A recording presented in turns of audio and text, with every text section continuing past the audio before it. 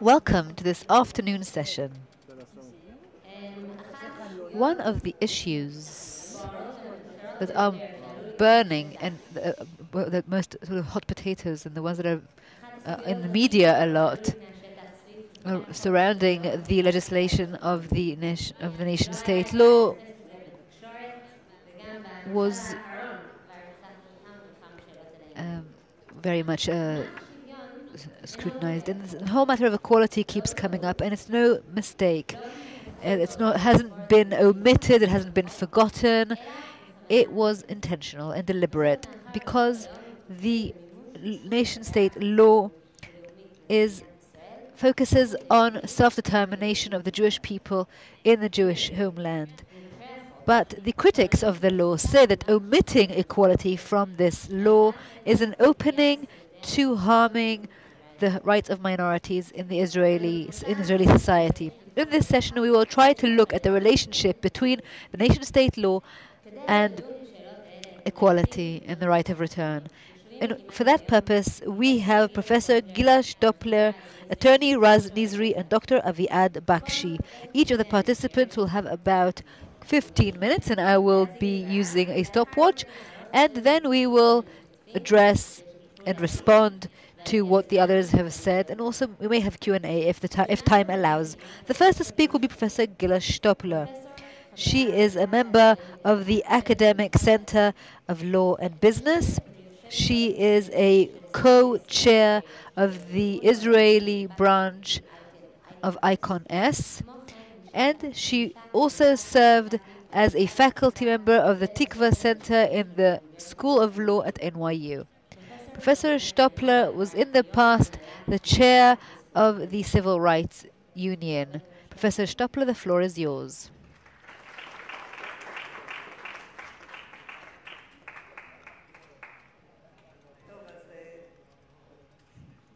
Okay, this water will not stay in place. So good afternoon, one and all. I would like to thank you for inviting me to come and speak here today.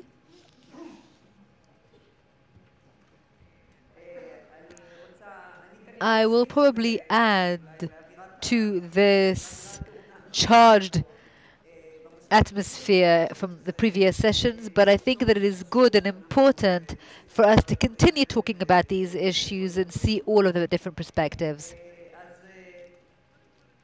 First of all, I would like to say that I think that one cannot understand the meaning of the nation-state law and its implications on the right to equality without looking at it through the prism of the erosion of Israel. And the erosion of liberal democracy. And that, of course, is added to other crises, such as in Hungary, Poland, and Venezuela, also the United States, since Trump has been elected. And this erosion is also getting tailwind from the general decline in the status of liberal democracy around the world, from the statements and actions of President Trump that protect Israel from external criticism. But what is really driving the erosion of liberal democracy, in which the nation-state law is an important part of, is internal processes that are very important for us to understand in order to realize what the essence of the process is and the direction it is taking. So the process of the erosion of liberal democracy is a process whereby the regime is trying to sort of set aside the limitations and changing the brakes and the checks and balances so that it has the most power possible. The government tries to weaken the gatekeepers, the external mechanisms of criticism and control, both legislative and constitutional limitations, the police, the public services, the civil rights movement, and the media. At the same time, it also tries to minimize liberal human rights that form the basis for continued liberal democracy, such as freedom of expression and equality. Now, if you focus on Israel, according to the various democratic indexes around the world, Israel is ostensibly a stable liberal democracy, even though its grades have gone down, its scores. have gone down in this year, but I'm saying that Israel has never been a liberal democracy per se. It is better defined a country that has a semi-liberal democratic regime.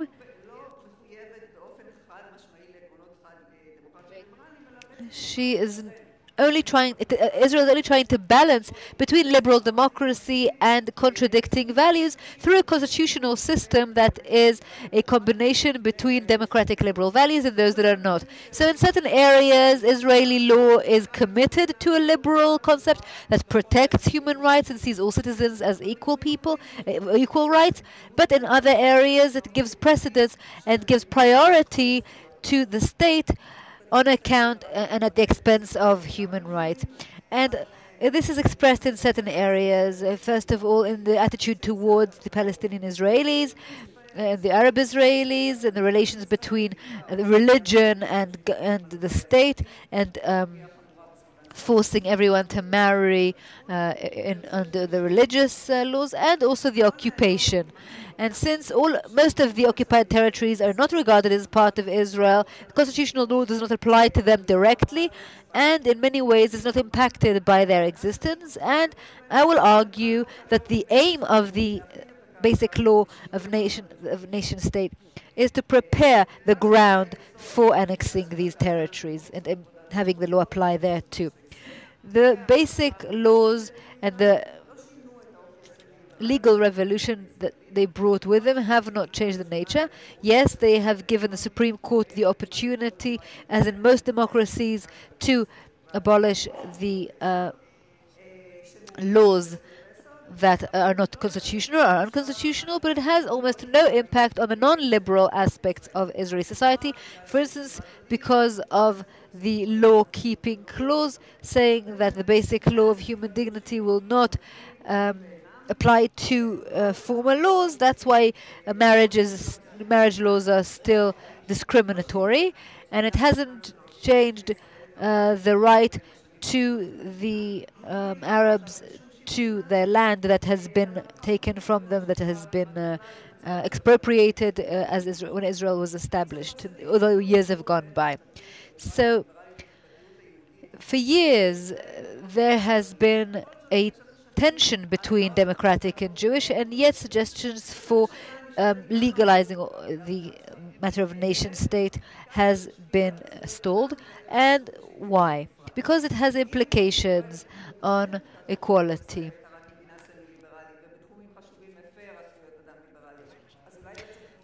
So perhaps legislating the law, this basic law, it doesn't make a difference. I think it does make a difference because the Supreme Court has yet to state its opinion on the interpretation of this new basic law, and I think it's just interpretation.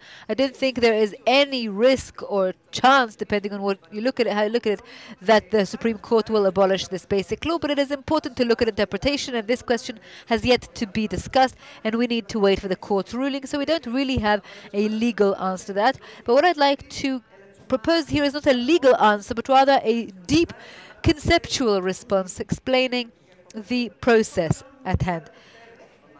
This actually is the jewel of the crown, legislating this basic law of the nation state.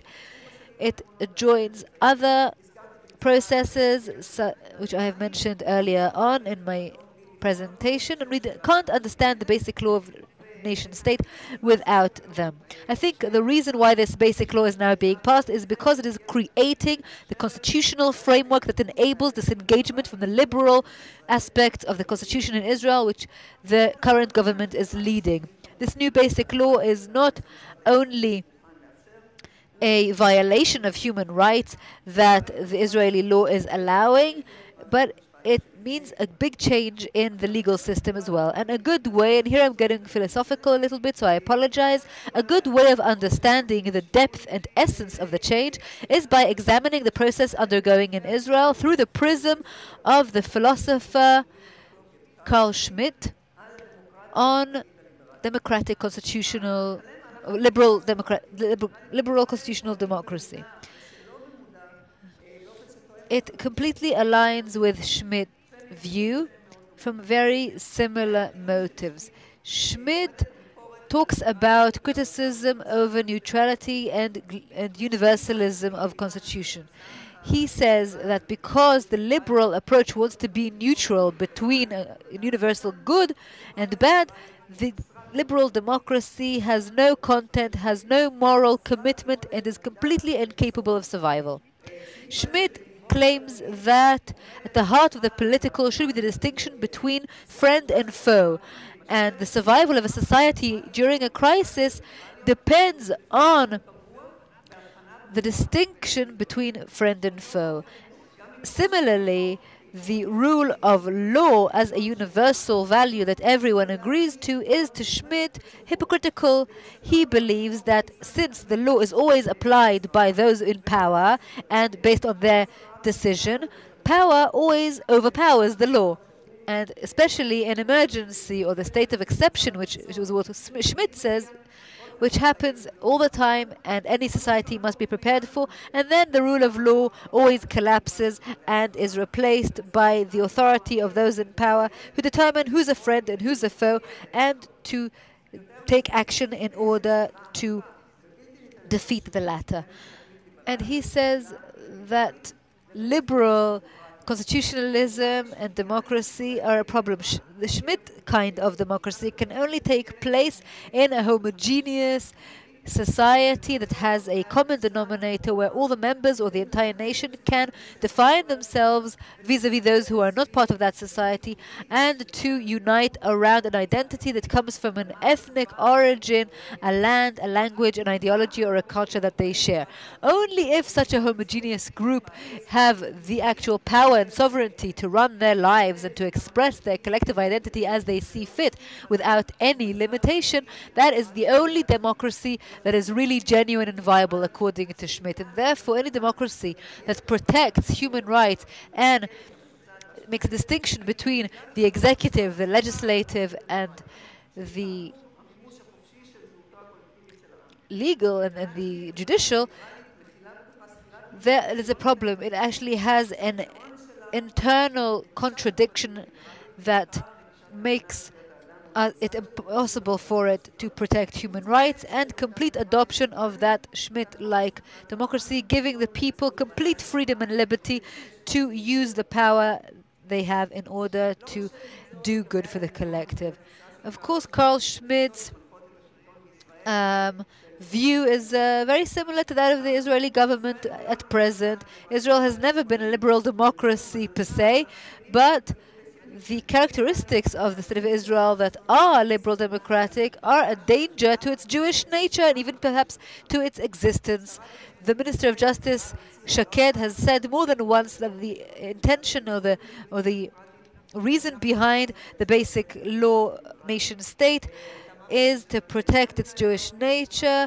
She says the Supreme Court has protected the democratic leg too much, and therefore the nation-state law does not talk about the right of minorities or democratic aspect or equality, and this is unlike other countries around the world. And prioritizing Israel's Jewish aspect over the democratic one actually annuls the status of Arabic as a formal language, saying that the Jews are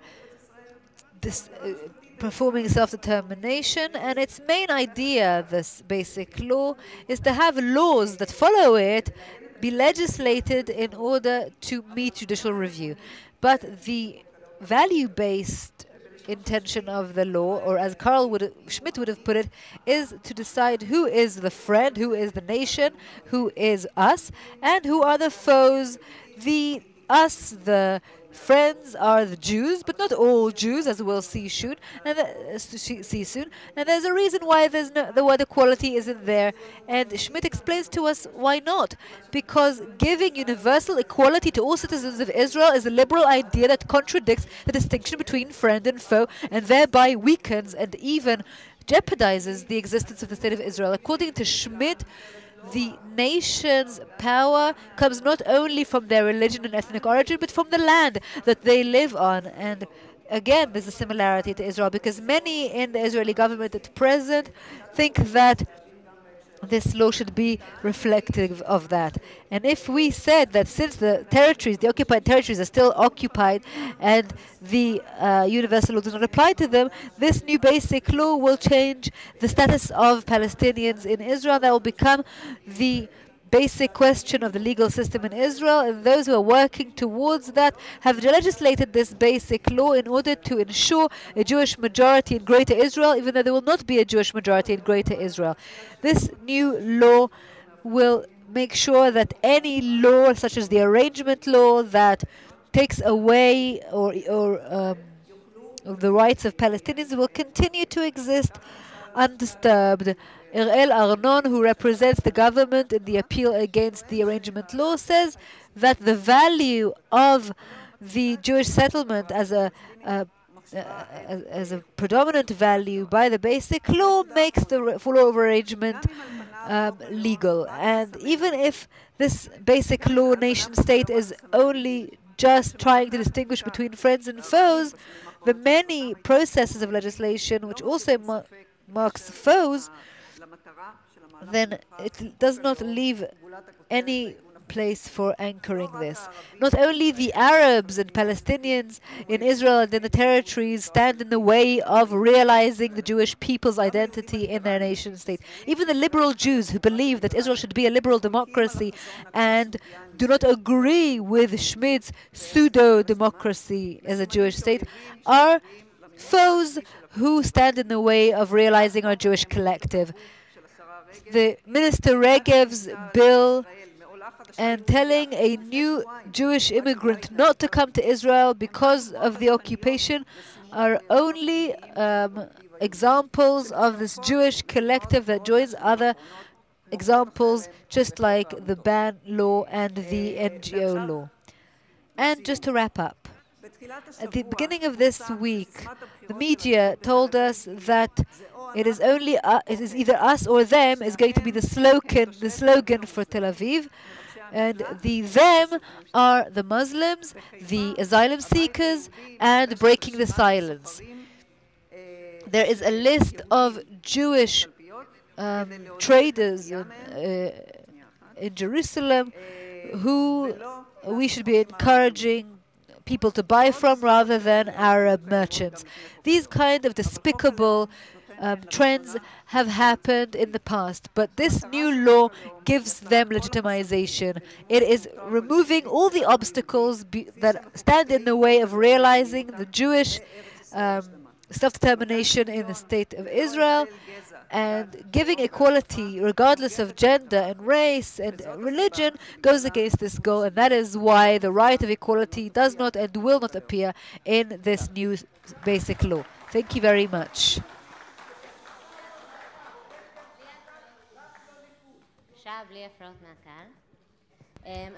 The next speaker is Attorney Raz Nizri.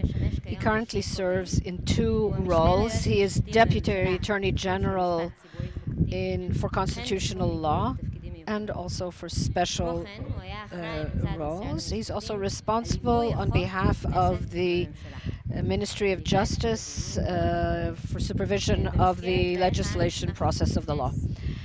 And I would be happy to hear if you would discuss the process as you saw it, and of course the question of equality that came up, and you can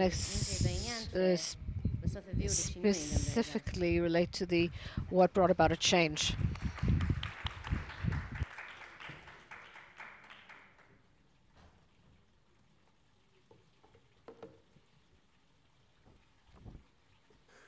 Good afternoon. This is a challenging hour for you too, I suppose. It's completely different to be in the office and to come after lunch with energies to talk. I hope we can overcome this hurdle. Today there are a number of pending petitions against the nation-state law. As is only natural, this requires. I could have very easily have said, when I was invited to speak here, that the matter is pending and then I don't want to talk about it yet. But I thought that if this conference is being held, then it's important that our voice as the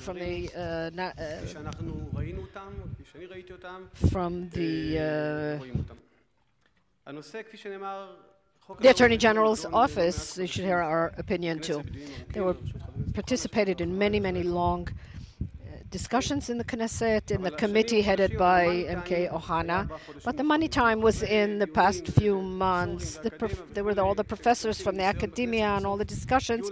Finally, they got to the money time with 2 or 3 major important discussions held in July, and it almost went into August and September, but we did. And we got to this point, and I'd like to mention a number of items that came up, issues that came up in the discussions in the Knesset. What is the meaning of the absence of the word equality? Does it impinge on equality or not?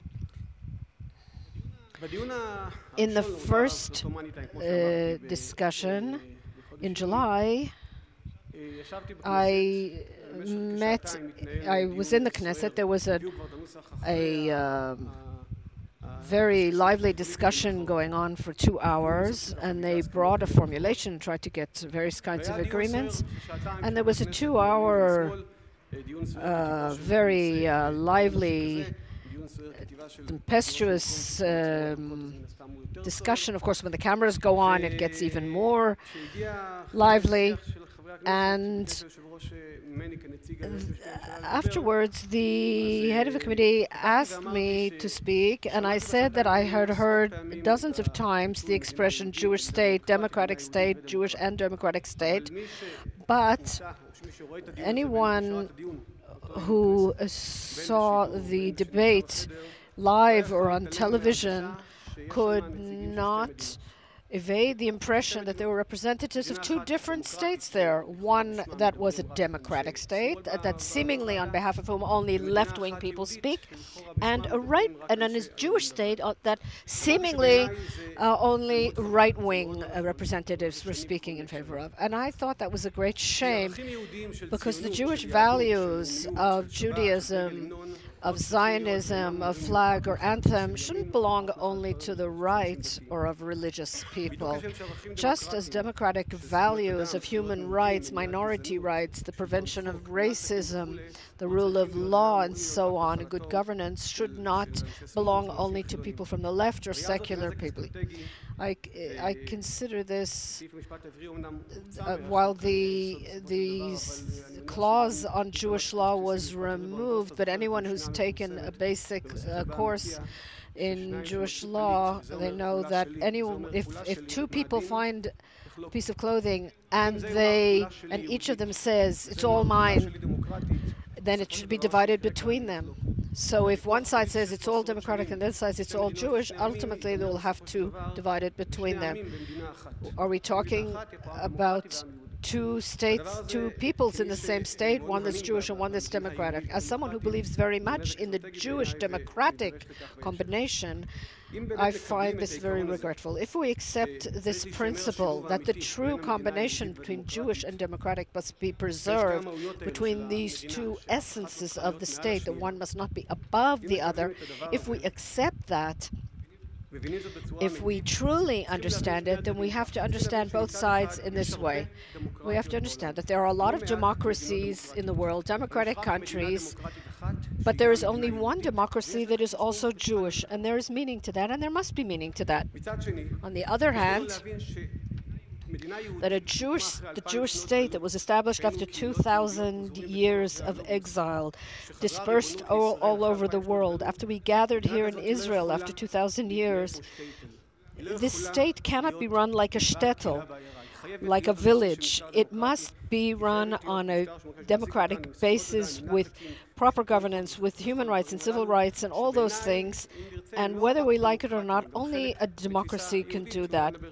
And Sadly, in that conflict, there was a feeling that a lot has been missed because the public discourse before and after the law missed a great deal because large parts of the left, whether politicians or extra-parliamentary organizations, are afraid to say outright that, yes, we are a Jewish state. At the same time, parts of the right, both politicians and other organizations and in public, are afraid to say in public that we are not only a Jewish state, but we are also a democratic state, and that has repercussions and meanings and significance. And there are those who left and say, you don't have to say Jewish state, it's self-evident. We have an anthem and a flag and all those things. We all know it's self-evident. We all know that basic laws have a declarative and symbolic meaning in an age when the concept of Jewish state is being challenged by those who wanted to be a state of all its people. And there is a declarative symbolic meaning to the emblem and to the flag and so on and so forth. And there are others who say, perhaps some I saw in the publications of this forum, some said it's the nation state, so it doesn't matter if the word equality does or doesn't appear. That's not quite precise too, because it has symbolic meaning. This law, there is symbolic meaning internally and externally. When you define the state as a Jewish state, you give expression that you are going to give equality to everyone in the state, including the minorities. And that's how we want to be seen by the world as well as by ourselves.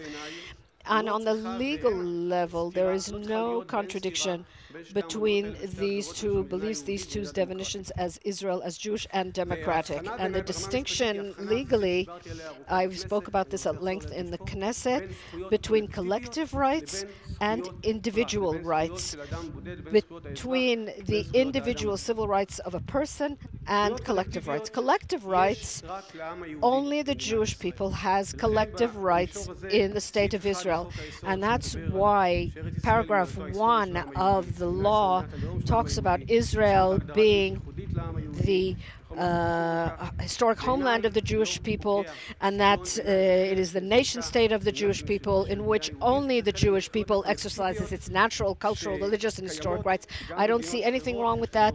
There are similar definitions by other nation states. I saw an article by Dr. Vinizky, who will speak later on, about the number of countries in which these things exist. We don't have to be afraid of that declaration. A country may be a nation state, and I said this in the Knesset too. That is the essence of Zionism, and I say that as a Jewish Zionist and a Democrat, that this is the ingathering of the exiles, and this is the historic homeland of the Jewish people, and all these things appear in the Declaration of Independence of Israel also, and at the Jewish Zionist Congress in the 19th century, and I have a picture of that Congress hanging in my office. But there are also individual civil rights that have the fact that only Jews have collective rights has in no way impinges on individual rights. It doesn't matter if someone is a Jew, a Muslim, a Bedouin, a Christian, a Cherkessan, or anything else. That has nothing to do. They all have the same individual rights.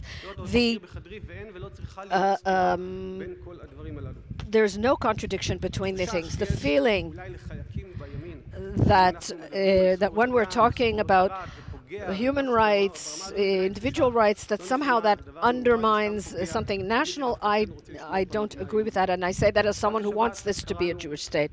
Just this week, this Shabbat, we read from the portion of Genesis, and we read about Adam being created in God's image, and God said, let us create a man in our image. Rabbi Lord Jonathan Sachs, the former chief rabbi of the UK, wrote that these great ideas, which are shared by all Western democracies, they are based on this portion of Genesis, and that no other text has had such a great impact, that man is created in God's image. Why are we afraid to mention that? Why should we think that individual rights somehow undermines the definition of Israel as the nation state of the Jewish people? Thomas Jefferson, the third president of the United States, who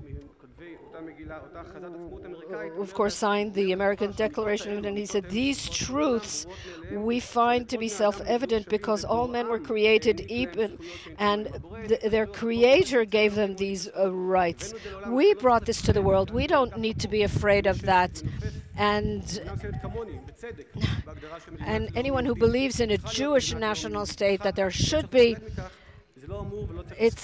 this should in no way run counter to individual or civil rights. And so in the discussions in the Knesset, when I talked about these clauses, and not everyone was satisfied or happy with that, and some from other parties too said that it's still discriminatory. If I'm not Jewish, then I don't have the same rights as anybody else. So the answer is that yes, it's true. You don't have a collective right. You don't have the right of self-determination in the sense that you are part of the collective of the state, because only the Jewish people has that right. And I don't think, as I see it, that does not run counter to democracy. Of course, your right as an individual citizen should in no way be harmed or impinged as every other citizen of the state. So that was the discussion of the first paragraph of the law. And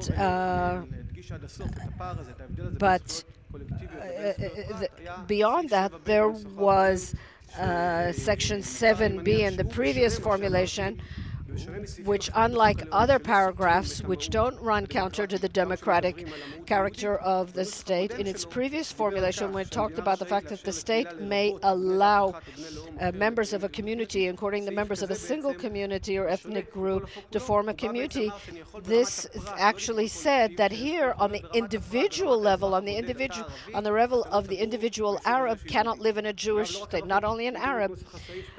It says, including other injuries, you could, for example, it could have been also for a community or a settlement for vegetarians, for redheads, for anything you like. There's no, I was asked if I was familiar with a clause of this kind in any other constitution of any country, but we know that in the Palestinian Authority they have laws that against selling land to Jews, but we've never seen that there's any law that doesn't allow a Jew to live in any particular community, and I didn't want to have that in the law either, that a Jewish person couldn't live in a Jewish community. So in my opinion, that clause of the law, which was removed, was not democratic. And ultimately, after a long and stormy discussion, we managed to bring about a situation where it was changed. And now it talks about that the State of Israel will develop Jewish settlement and considers it to be a national value and so on, without mentioning the other. And I was asked from the right, so then the law of return is also racist, because it's also on the individual level, and it gives the individual person a right to move to Israel. And I said, no, the law of return does not distinguish between citizens of the State of Israel, but it says if you are a Jew who lives outside Israel and you are part of the Jewish collective, then you can come to live in Israel. That's why my cousin or some other Jew is not my cousin can come live in Israel, but the member of another ethnic group or community cannot come to Israel and automatically become a citizen. And the law of return, it does not run counter to democratic rights, in my opinion, either.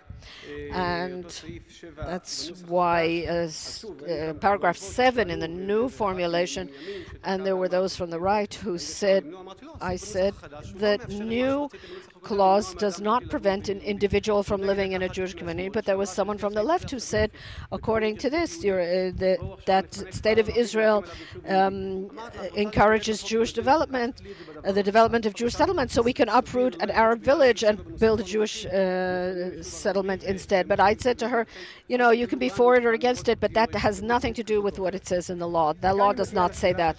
And this brings me to the subject of equality. The previous paragraph 7 did not represent equality, but equality is represented in this law. What is the legal significance of the absence of the word equality? And I would like to say this in no uncertain terms.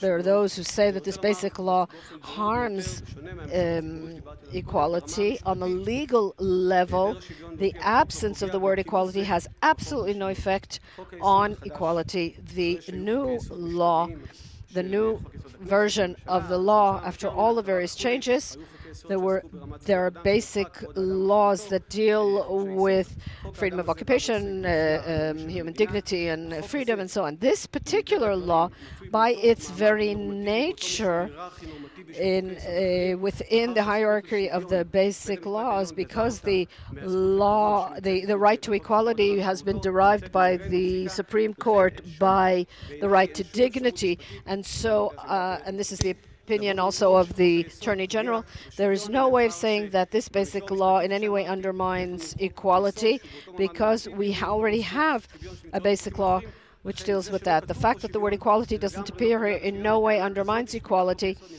and so that argument, in my opinion, does not stand. That is unlike what I said earlier on the public level. On the public level, I do believe that that equality should be included because of the declarative aspect internally and externally, and also the possible perceived damage to the status of the Arabic language. And, you know, if there could have been a broader success and without paying a price in Jewish terms, then we would have all benefited from that. And if anyone should claim that the law harms equality and creates a hierarchy between Jewish and democratic, the argument is unfounded. In previous versions, there was a paragraph that wanted to make all the basic laws subject to this law, and I think that would have been a dangerous thing. And that's related to our role as the members of the Attorney General's office. And our job is to give legal counsel, and people came up to me saying, why did you allow them this, and why did you allow them to harm the Arabic language? And I explained the way I see it. I believe that as legal counselors, our job is to help the politicians fulfill their vision within the law, and we need to state where the red line is. But I think that legal counsel is also gives a legal force to and in that context, you can decide that the Thai language is the official language. It's not a legal matter; it's a public matter.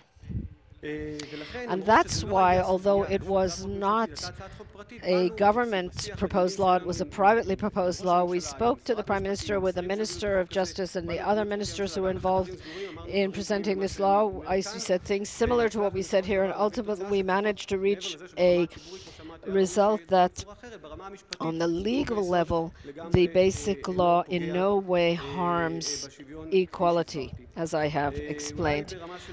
Perhaps in terms of the bottom line, I understand that I have to conclude, so I'll just give this law does not have everything that the right want, but I also believe that it does not contain what the left is accusing it of containing, and that it is so terrible.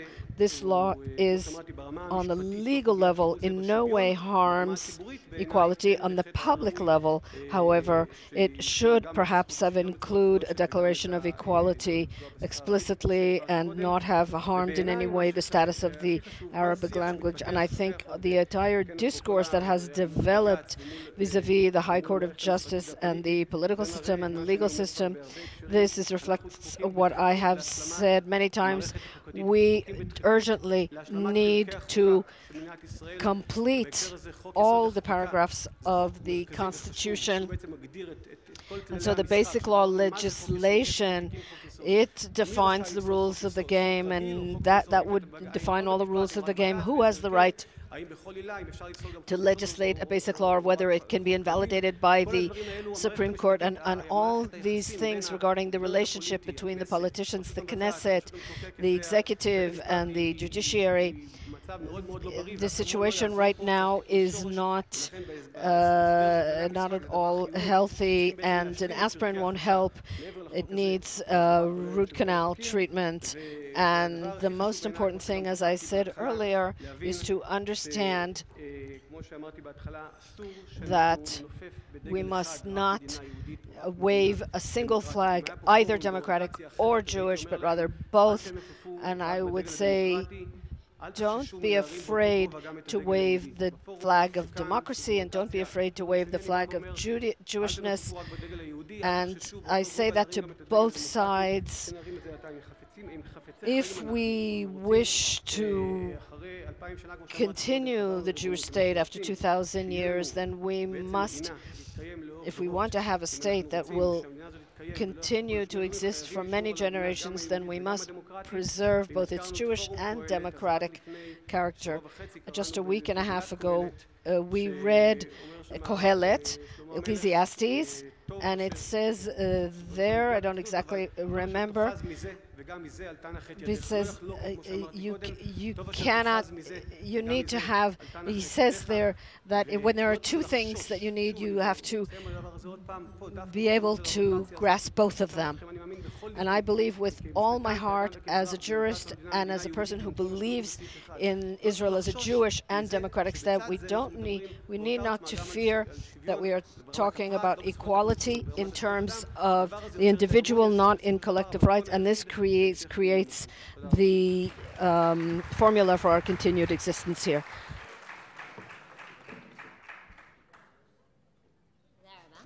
Thank you very much. Our next speaker, the third one, will be Dr. Aviad Bakshi. He is the head of the legal department at the Kohelet Policy Forum, and he is a lecturer at Bar-Ilan University. His PhD dissertation was on the constitutional meaning of Israel as a nation-state for the Jewish people, and the floor is yours.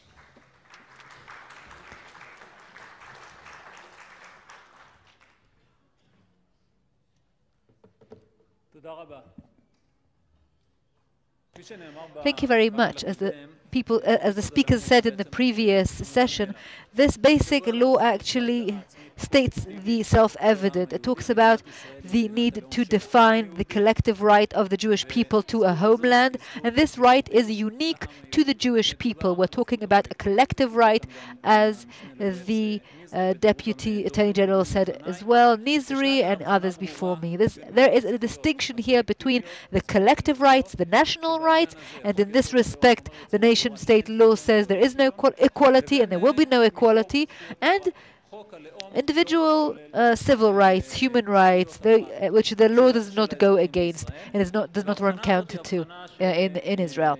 And this distinction is something I would like to explore a little further.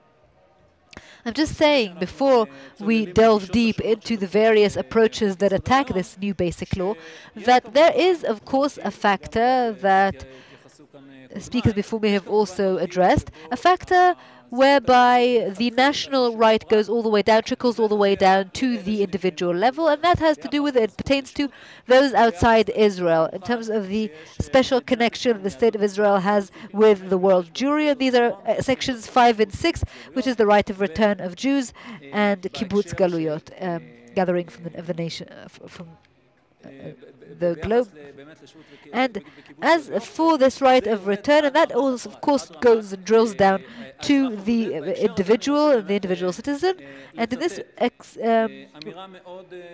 context, I would like to quote a very important statement by David Ben-Gurion, our first Prime Minister, who, when presenting the law of return to the Knesset plenary, said the law of return is an infrastructural law of Israel. It contains one of Israel's main objectives, kibbutz galuyot, gathering our nation from around the world.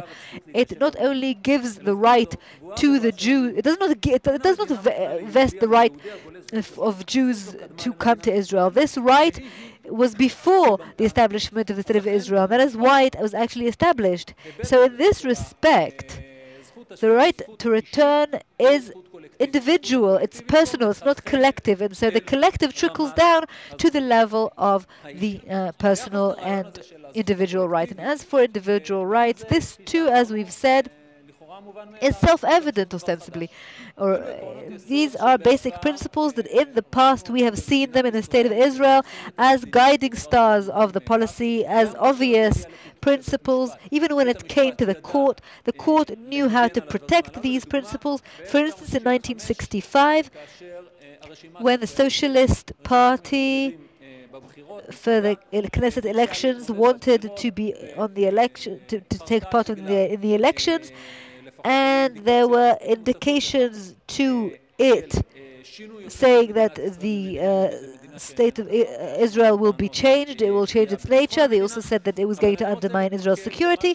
And I'd like to focus on what the then President of the Supreme Court, Judge Agranat, who is really the founder of human rights in Israel, he knew how to also protect the national identity of Israel. And he said the following: there is no doubt, and what has been said clearly in the establishment of the state shows us that not only is Israel sovereign and is governed and sovereign and controlled by the people, that it was also set up as a Jewish state, and it was established by virtue of the right of the Jewish people to have its own homeland and to have its own sovereign state. And later on he says that this is a constitutional fact, that no branch of this country should change by its power. So he sees it as a super principle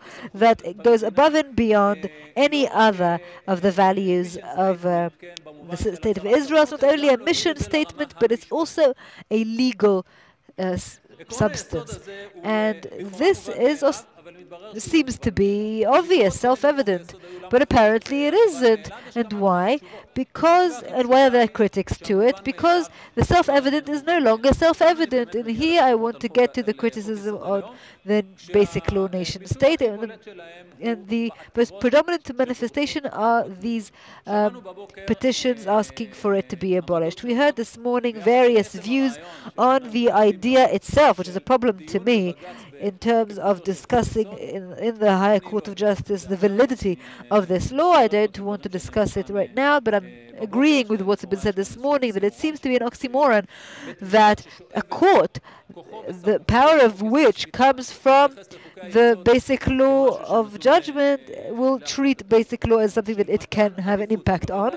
But as for the actual arguments offered, we can see two kinds of those who oppose.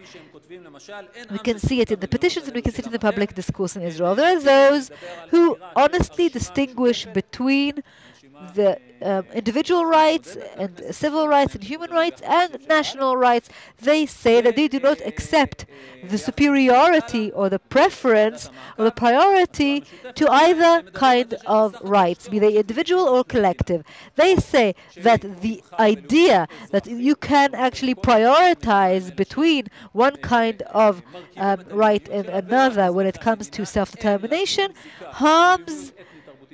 For instance, there is no nation whose rights are prioritized over the rights of another nation, and there is another party that is also trying to take part in the Knesset elections, and together with Adala and the follow-up committee, and they're saying there are only two legitimate options for a state: either for it to opt for civil nationality, that only citizens are its national subjects, and they have no, and it has no cultural sort of nature, or in the case of Israel, have it a binational state that looks at all the different groups. And as a result, they say that the law is racist and leads to apartheid. I thought that would be the most horrible things we can say, but I was actually surprised by my colleague Stopler, who went all the way to Carl Schmitt. Carl Schmitt, if you don't have the right context, is a legal scholar who actually was one of those who laid the foundation for the Nazi view.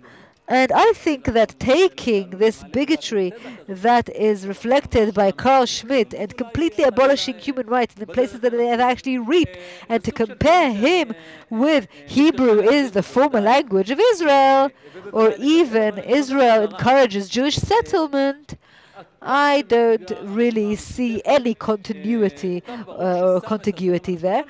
But since you come and say that in the discussion between more national and less national, Nazism is on the national side, so it means that we are close to Nazism, and you could say, okay, Nazism is secular, and I don't think anyone can say that, but you might want to say, okay, maybe being secular is also almost Nazi-like. So it's the kind of argument that I cannot understand and certainly cannot accept.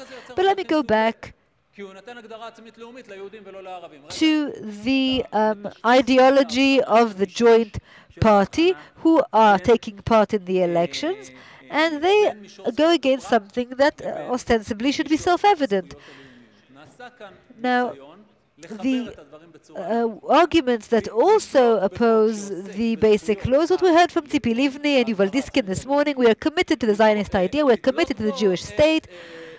But when we read the nation-state law, and I don't understand why, but they say this creates citizens that are inferior because Arabs don't have the same values. And that's not true. That's actually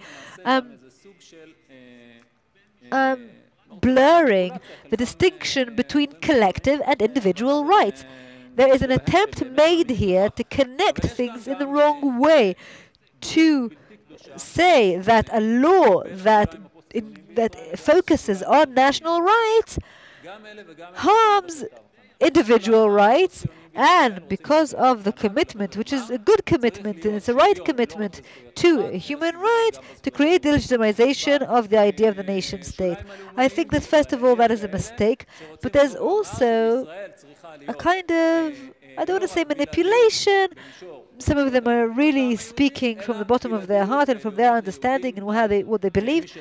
But there's also a kind of an unholy alliance, a possibly dangerous one, between the post-Zionist margins and the nationalist margins, because the post-Zionists want to blur the distinction and say we want equality in both national and individual rights. And those on the ultra-nationalist margins, they say that Israel should not only have exclusivity on national rights, but also exclusivity and supremacy for Jews over non-Jews on the civil right and human right level. And that is a very problematic result. This unholy alliance, and a similar unholy alliance, and my time is running out, we can see also with reference to the distinction between the right to national self-determination and the sovereignty of the people, those people to whom sovereignty is given in a democracy. And again, I don't want to quote from the Adala petition, but you can see there that the argument made is that the basic law nation-state actually takes away sovereignty from demos, from the nation. In a democracy, the people are the citizens. And because I support this new law, I'm going to say that no one here thinks that sovereignty of this state is in the hands of Jews alone. Sovereignty over this state is given to all citizens of Israel, no matter what their religion, gender, or race is. And you might say, what, that's so minimal, that's where you're going? Well, yes, it's one route that everything lies on. If you vote for the Knesset and your vote is equal and you can take part in the elections, you can actually be a candidate to be elected, then you take part in the sovereignty. And how did this basic law pass? Because it was passed by a Knesset of people who were appointed by the public. And of course it can be abolished as well, I hope it won't. And let's set aside this matter of intervention by the court, but it can also be abolished by the Knesset similarly, just like it was passed. It's all done through the democratic institutions of our state, of the nation, and there is a huge impact of the demos, of the people, which is much more practical than what self-determination gives us, and it doesn't take away from self-determination and its values. But to say that the state of Israel does not negate, it does not take away the rights for equality on the personal level, and it does not harm equality on the right to equality or the right to take part in elections equally. Blurring the distinction is an unholy alliance, and between post-Zionists who try to delegitimize the idea of the nation-state as if it allegedly harms the sovereignty of the people, who can go along with the theses of nationalists, ultra-nationalists, who want nationality and national rights to individual rights to only be offered to Jews. How much time do I have? Okay, I may ask for another minute.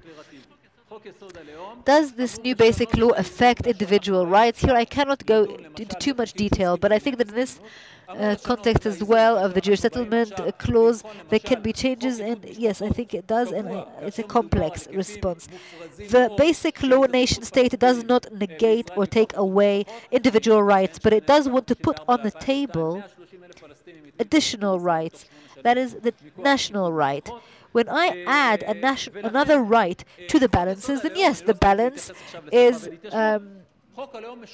changed. It's not a declarative law. It is supposed to change the balance so that when we now want to discuss laws that come to prevent infiltration, then when we want to look at the law of uniting families in completely exaggerated numbers of Arabs becoming citizens because of this law, 130 Palestinians became Israeli citizens in just a number of years because of this law. So this basic law, and I can't talk about settlement and language right now, yes, it changes the balance. So okay, if you're changing the balance, then you're harming the rights of individuals.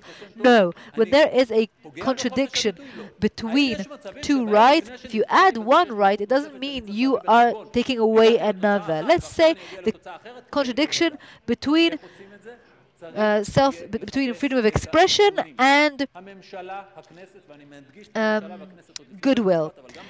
So if I say, okay, you can say whatever you want about people, and I say I believe in the freedom of expression, but I want to add another right that says that we need to take into account the fact that everyone has the right to a goodwill. If I add the right to a good reputation, to a good name, to goodwill, then that means that I am now taking away the freedom of expression?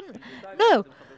Maybe there'll be different results in how you carry things out, but you need to look for balances. The Knesset, the government, and not just the court, but also the government and the Knesset, and academics and legal advisors will all have to burn the midnight oil and look for these checks and balances. This is not giving supremacy, this one saying only Jewish, this one saying only democratic. I don't accept this description. Those who supported this committee headed by Ohana, and I also was there, and I made my opinions clear in favor of the basic law nation-state.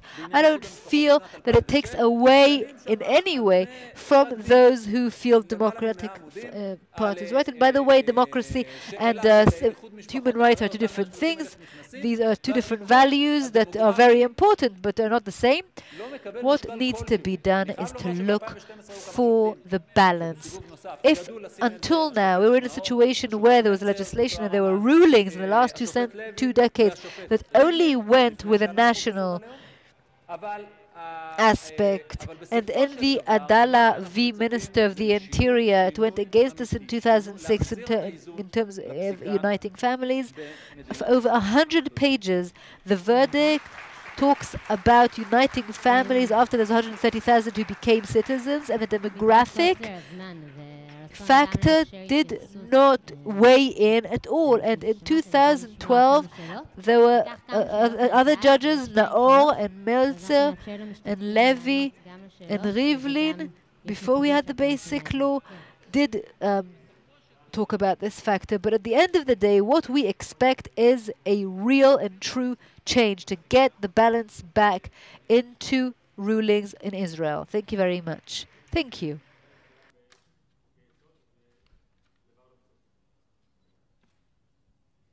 For lack of time and also the desire to allow people to respond and perhaps to hear a few questions, we'll take a few questions from the audience, just a couple, and we'll enable the participants to answer the questions and add any points as they wish. I'm sorry, I can't hear the questions from the audience.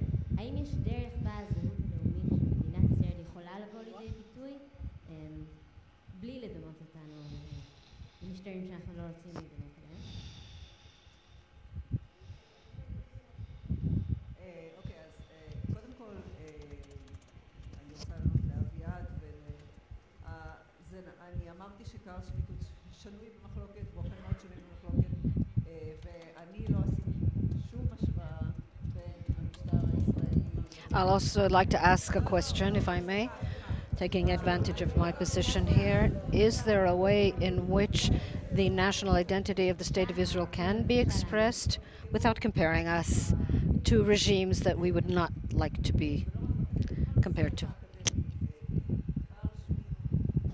First of all, I'd like to respond to Aviad.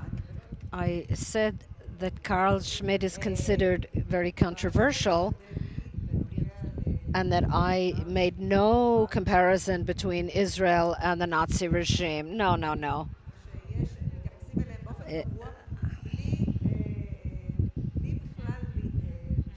Please allow the speaker to respond. In the academia, and not only there, in the academic discourse, Carl Schmitt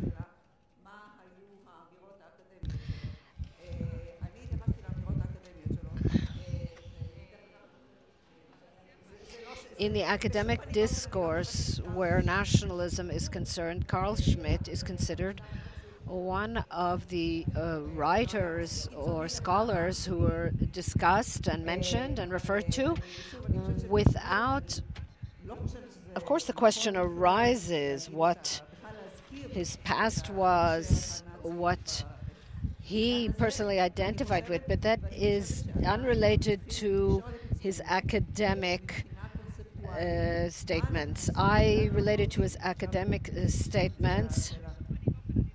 Under no circumstances do I support Carl Schmitt. I hope that's clear. But the Nazi regime threw him out, repudiated him because he wasn't extreme enough for them. But I don't think that it would be right even to mention the Nazi context in that matter. And I think that we still need to ask ourselves conceptually, in terms of conception, what we're doing and in which direction we're going. And I'm relating to that, to the question. Yes, of course, Israel can be both Jewish and democratic. I'm in favor of it being both Jewish and democratic.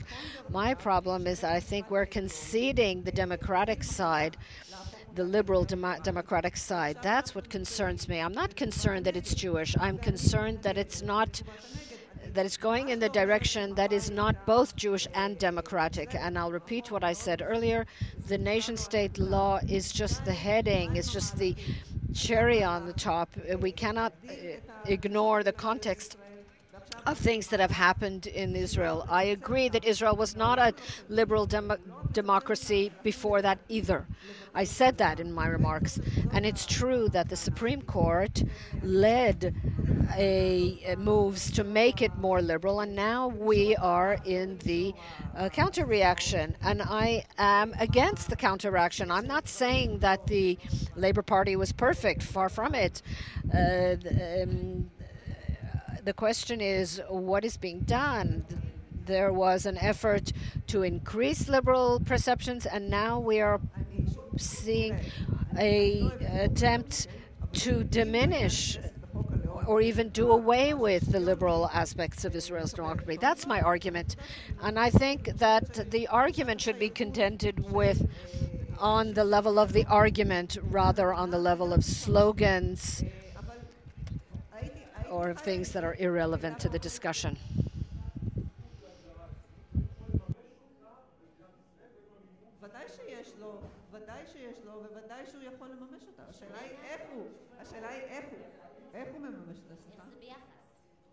I don't like the nation-state law, okay?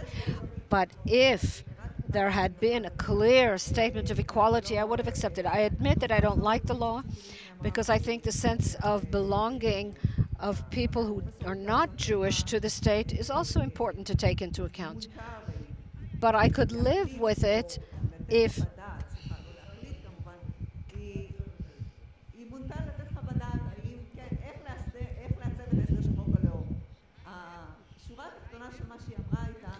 the question is how it realizes them. Of course, but if I could just for a moment, I would like to go back to what Tzipi Livni said in the morning. Professor Ruth Gabizon wrote, she was, after all, appointed or asked to give her a professional opinion whether or how to arrange the nation-state law. The bottom line was that it shouldn't be passed, and not because Professor Ruth Gabizon thinks that Israel doesn't need to be a Jewish state or that the Jewish people don't have the right to self-determination, but because of the situation we are in now. We live with contradictions, like it or not, from the moment the State of Israel was founded. Israel has or lives in a situation of contradictions between its liberal and national elements. And these contradictions, when they are passed in a nation state that says we have the right of national self-determination and there's no equality, we are in a situation that is very problematic, with not only a slippery slope, but a slope that can lead us to decisions and actions that we will all regret in the future. That's my personal feeling.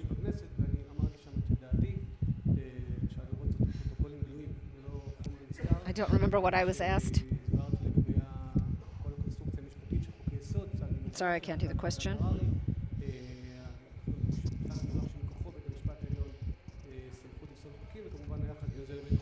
I assume this subject will come up in the various petitions. And as I mentioned, there are pending petitions. I'm sure that subject will come up for discussion as well. It came up in the Knesset in the discussions there as well, and I gave my view. You can see it. The minutes are open to the public. And when I explained the matter of basic law and Harari declaration and the Mizrahi ruling. And I said this in the discussion in the Knesset, and on this particular question, soon everyone will have an opportunity to make their opinion known, and a decision will be made, and that decision and the position of the state will be presented in the High Court of Justice. And as I said in the Knesset, I said to the Knesset, we are not the legislators, you are the Constituent Assembly.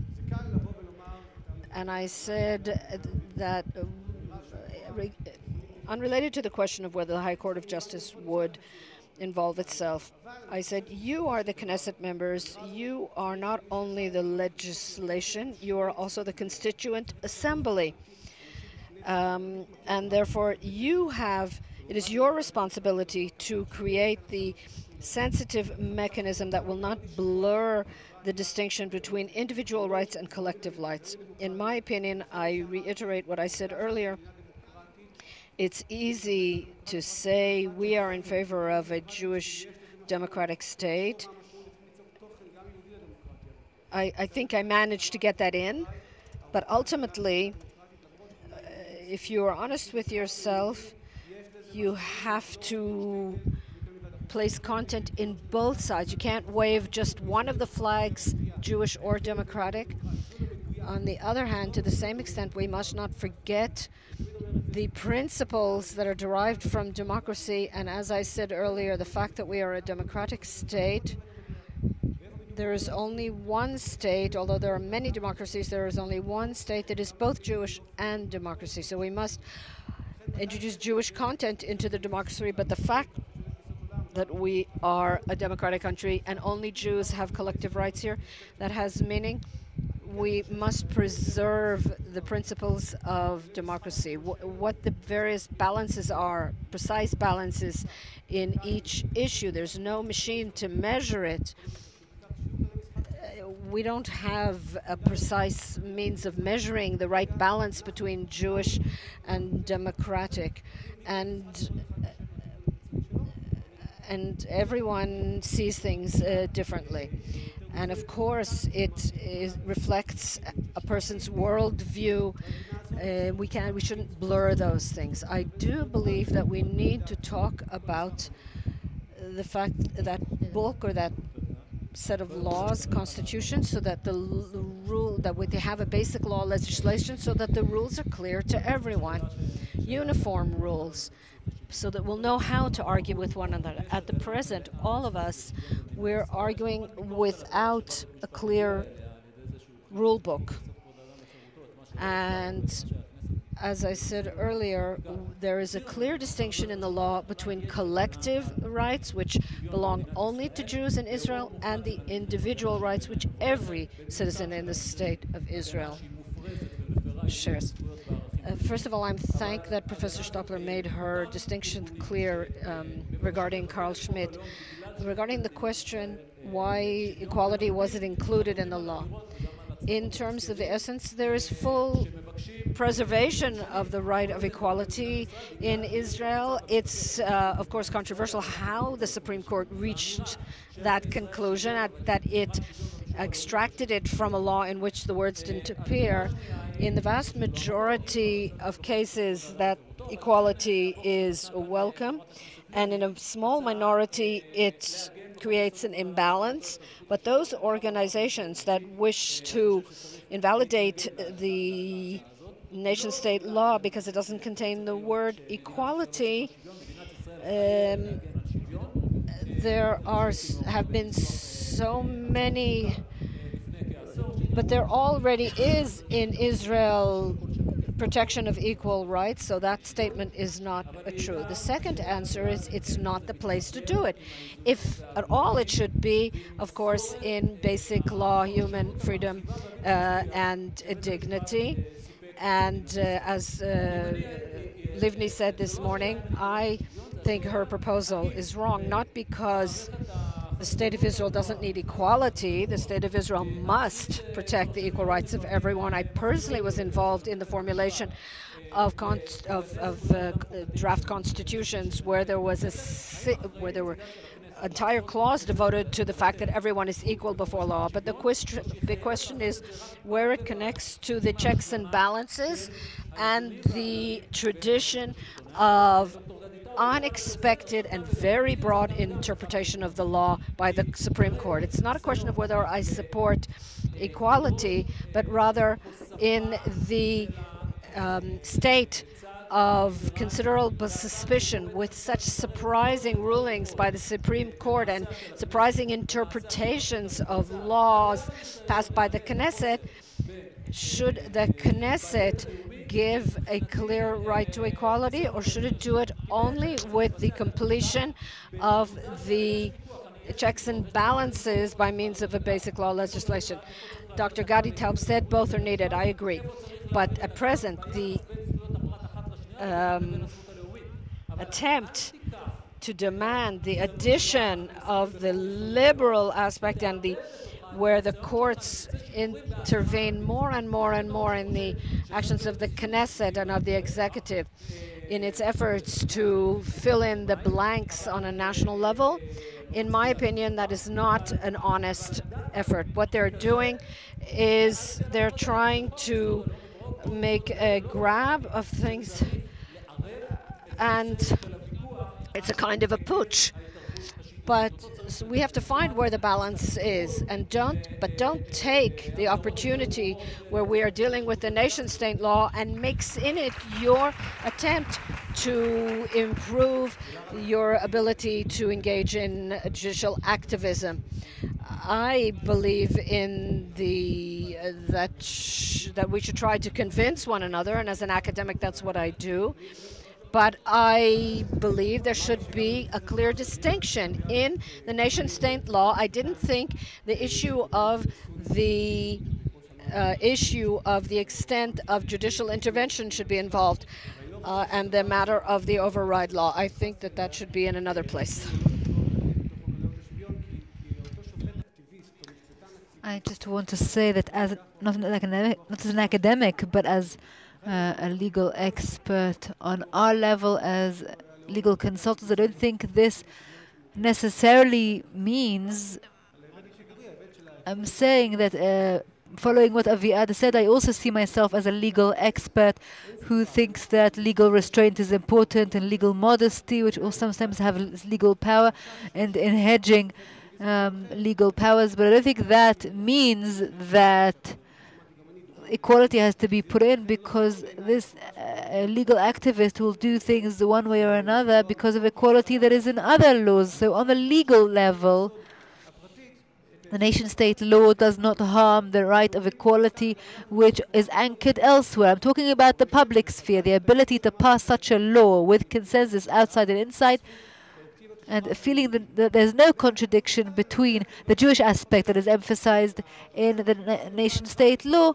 And the question is whether a judge will feel this way or another. And I also feel that I don't think that this is the answer that you should have written in your publications, and this is not the place, because there was a fear that this individual right would be interpreted as part of the collective. We all know to write laws explicitly and expressly so that they'll be clear. And collective rights are only given to Jews, and you could have said things differently. You could have formulated it differently in the nation-state law, so that it only talks about the national law, national rights, and not the individual rights. On the legal level, I don't think it harms it.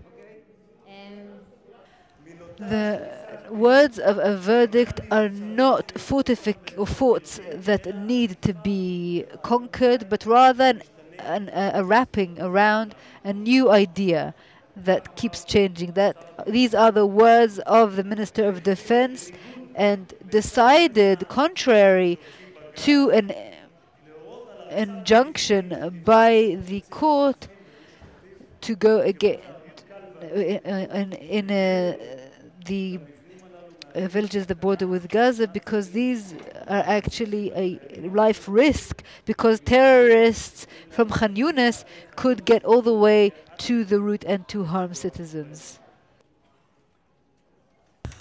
However, the Minister of Defense never said this, but rather respected the ruling of the High Court of Justice, who said that these buildings should not be demolished, allowing the terrorists to go all the way to the Kisufim route, and by doing so to kill Tali Khatuel of blessed memory and her 4 daughters who were traveling on this road. Nearby, the terrorists also made sure that they were dead. The person who did say these words, but not because of a ruling, but because of a law, a piece of legislation, was a young justice in the Supreme Court. He wasn't in any of the district or magistrate courts. He went straight to the Supreme Court. Justice and later President Aaron Barak of the Supreme Court. And he said so in a criminal verdict from 1979, much before this legislative revolution. It's against Mizrahi, not Mizrahi Bank, but a person whose surname was Mizrahi. And he said this when he was trying to express the idea that, you know, when you look at things on the outside rather than things on the inside. And he said the law is just the outside. What's inside is the content that we put into it. And who's we? We justices. Yes, it's true. We have not been elected by the people, nor do we have responsibility. We will not come once every 4 years and ask for the trust of the people every time. But yet we will decide. These are the seeds of not respecting the democratic process, not respecting the democratic process through the electives, and going against the trust that the different branches of democracy should have between them, which we want to restore. Unlike Yariv Levin, who said this morning that this basic law can restore this trust, because this act must also contain changing the composition of the courts, changing the work of the committee appointing justices and judges, and must also change the doctrine of everything is judgeable through positive actions of the government, such as evacuating those buildings that I talked about when I began by the Kisufim Road, contrary to the High Court of Justice ruling. And that actually was done. And do you know when? After Tali and her 4 daughters were killed. Immediately after, in fact. And the High Court of Justice retrospectively approved the decision to demolish these buildings. And if we acknowledge and recognize the principle, and it's good of us to do that, the idea of a command that has a black flag sort of above it, because commanders can also be human and can also make a mistake. Why can we not think of a law that should be nullified or invalidated? Can keeping with this law cost us a life? Does it still have the supreme value of obeying the law? Ms. Livni, who was also here this morning, argues with people who do not exist, with straw men and women. She's saying those who say that democracy is only the rule of a majority rule, well, she opposes them. Well, of course, nobody says that here or anywhere.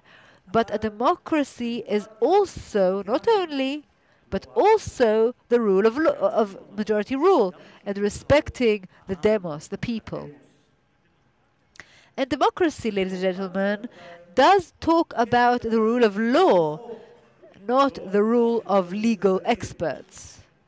When I look from Knesset outwards, I'm not in the government, but I'm quite close to the government, and I see what is happening at the in the government. It seems to me sometimes that we have become a state of all its legal advisors and judges. That's what the state of Israel has and how it's conducting itself. Menachem Begin, we are in the Begin Heritage Center. He said Begin Sadat Center, but he meant Begin Heritage Center. So he corrects himself, the speaker. And our teacher and rabbi, Menachem Begin, says there are judges in Jerusalem, quoting the prophets. And yes, that's true, but there are also legislators in Jerusalem.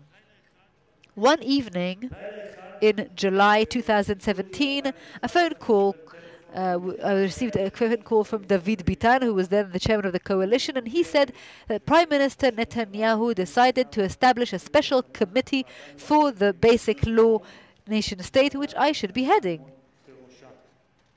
I don't know whether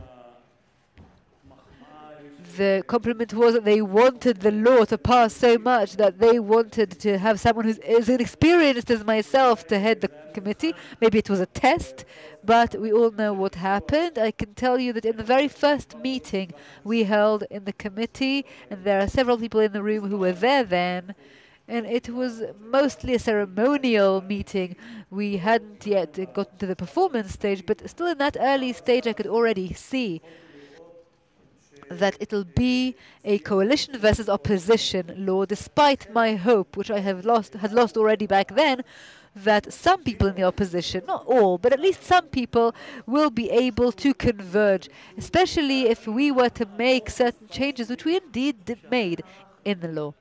However, the opposition did not stop trying to really tear apart our meetings, and unfortunately I had to tell some of the louder representatives to leave in order to ensure that we will promote this law rather than having this move disrupted. But it was strange for me to hear Tzipi Livni, the head of the opposition, say how important it is to add to this basic law nation state the fact that the state of Israel is Jewish and democratic in the spirit of the declaration of the state of Israel, because as far as I remember, and you can check, this section was at the time it was part of the law at that time when Tzipi Livni was just as loud about it as she is today. And it's also strange that she remembers now from the benches of the coalition to challenge this law and to add the word equality, but did not choose to do that when she was in several capacities in ministerial positions in the coalition until just recently. We're not talking about prehistoric times. But after having met with friends from both the coalition and opposition, it was clear to me that just like with our neighbors, the most we could offer is lesser than the minimum that they are willing to accept. And yet, I can tell you, really and truly, with great honesty, and if you read the minutes of the sessions of our committee, you will see that we listened to all the voices, and all the voices were heard. We allowed anyone who wanted to express their opinion, whether it seemed that this person or the organization they represent is more relevant or less relevant. We held more in-depth discussions, fundamental discussions, where not only members of Knesset were present, but also representatives from various organizations, from a wide range of the political spectrum. And we didn't only listen, but we also implemented. The law did not reach us and leave us the same way. Back in the first preliminary reading, we made corrections. It came to us from preliminary reading to first reading in one way and left us a different way, a very fundamentally different way. It also did not leave the first reading to the second and third reading the same way as it came. There too, we made changes, and I can say that it was honed and fine-tuned until it wholly and correctly reflected everyone's desire and the vision of the Zionist movement. and not the right wing only. And I can honestly say that I cannot understand how you can call yourself a Zionist, and some opposition members do call themselves that, and yet vote against this law, when all 11 sections of it reflect exactly what the first fathers of this state said and came from Poland, Iraq, Yemen, the United States, or Morocco and Russia to put into practice. The opposition said, okay, we read all the sections, it's okay. The problem is not with what the law contains, but rather with what it does not contain, equality. I would like to tell you, I have heard a wide range of opinions and reasons. Some said it was in haste, some said it was a compromise, some said what a shame. The word equality is missing, was from this law deliberately, because it is a nation-state law. The state of Israel is not a multinational state, it is not a binational state, it is not even a bilingual state. They talked about downgrading the status of the Arabic language. You know that no legislator had ever voted in favor of having Arabic a formal language. It was simply something the king said in 1922 by the British mandate, and well, it's over now. Israel is the nation state of the Jewish people, and their language is Hebrew. The anthem is Hatikva, and the capital is Jerusalem, entire and united. That again is an addition that was not there in the original formulation of the law. Thank you very much. That too was an addition that was not in the original formulation. We suddenly saw that Jerusalem was the capital of Israel. I remembered that Menachem Begin, of blessed memory, in 1980 had a basic law legislated that united and whole Jerusalem is the capital. So we added those words. We fine-tuned, we honed, we made more accurate this law, and there is no trick that the opposition could have raised and did not. No political manipulation was spared. The sessions or the discussions were increasingly more rapid and more frequent, and we worked very, very hard. It was the end of the summer session, and I'm talking, we would stay up till 3, 4 a.m. And the next morning I had a small window of opportunity between 7 and 10 a.m. to go through all the revisions and all the votes. And all the revisions took place and all the discussions took place. And on the final day, at which, at 10 o'clock, we were supposed to finish everything and to have this law on the Knesset table so that we can all vote for it in second and third reading. And we ran around, we went to the committee, Knesset committee, and we went back to revise, and it was 9:54 when I said, let's vote, and then member of Knesset TB said, we want to consult with the party. And I said, okay, according to protocol and bylaws, we need to give him 5 minutes of discussion. So we did that, and after 5 minutes, at 9:59, I said, okay, let's vote. And then MKTB said that when I announced taking the 5-minute break, it was 9:56. And we can only come back in at 10:01. I said, okay. And I said, we'll come back at 10:01. You can imagine how happy and how rejoiced TB was. Yay, the nation-state law cannot, will not be passed because the Speaker of the Knesset has to approve this. And what they didn't know is that I had this approval in my pocket ahead of time because we foresaw all the manipulations and all the tricks. And immediately after MKTB ceremoniously said what he said, I took it out, this approval from the Speaker of Knesset. And by the way, this is a recurring event. It probably won't change even when Livni is head of opposition. If you cannot convince people logically, so all sorts of tricks come to their aid in order to place obstacles in the path of those who were elected by the public. But now, thanks to all the people who voted for this law, and by the way, this is twice as many as those who voted in favor of the basic law, human dignity and freedom, and with the help of the partners who helped, and I must make note of them, and I'm sorry, but Professor Moshe Koppel, Dr. Aviad Bakshi, Dr. Chagai Vinizky, Simcha Rotman, and they should all be applauded, because without them this law would not have passed. And when I say this law would not have been passed, perhaps we would have had a nation-state law, but it would have been not as good, not as accurate. So with the help of all these people, this law was passed in third reading, and it is now part of the Book of Laws in Israel. Will the Supreme Court abolish it?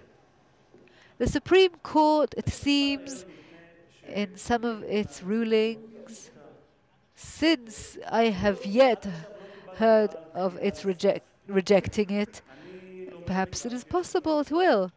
Now, there is still a dispute over the issue of whether the Supreme Court is authorized to abolish Knesset legislation as part of the Basic Laws of 1992. Those who say yes, even those who say yes, claim that the authority was given by the Constituent legislator in Basic Laws. So in their opinion, too, the Supreme Court cannot abolish a basic law. Now, I don't fear that this law will be abolished by the court. To me, it will not dare, as I see it. Although they will not miss an opportunity to express its own opinion in public about the law, but to actually annul it, to actually invalidate this law by the court, it means actually a coup. And those who will be mostly harmed by such a coup will be the court itself and the legal system in general, who are taking us with their rulings, some of which are extreme and post-Zionist and post-democratic. They will get us closer to the day where we will have to take off our kid gloves and to reinstate the balances that have become imbalanced. And as for the three branches, the legal branch should be inferior to the other two. But even if we don't want to join this thesis, we cannot allow the legal system to be above the other two, because that is just taking a D9 to democracy and trampling it.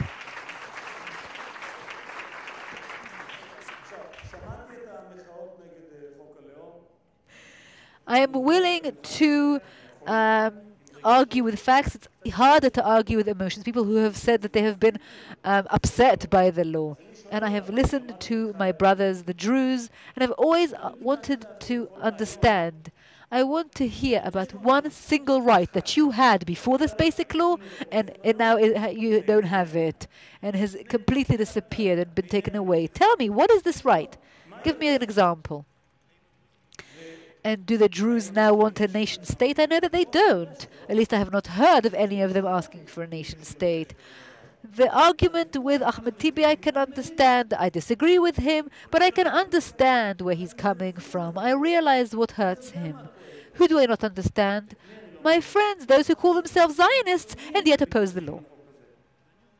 And I want to tell you that after discussing so profoundly, in such depth, each and every comma, each and every letter, each and every idea that came up as an addition to this law, the basic law nation-state will not be altered, will not be modified. I would like to call upon all sectors of the population and society to embrace it. Do not resonate post-Zionism. Do not resonate those who call Zionism racism, because Zionism not only is not racist, it is, in fact, the true response to racism. The true response to racism that has predominated for 2,000 years, that was directed at our people, 2,000 years of exile, having no home, having no country. And I am going to end, you know me already, with a bit of of the few words that Viva the State of Israel, Viva the Jewish people. Thank you very much.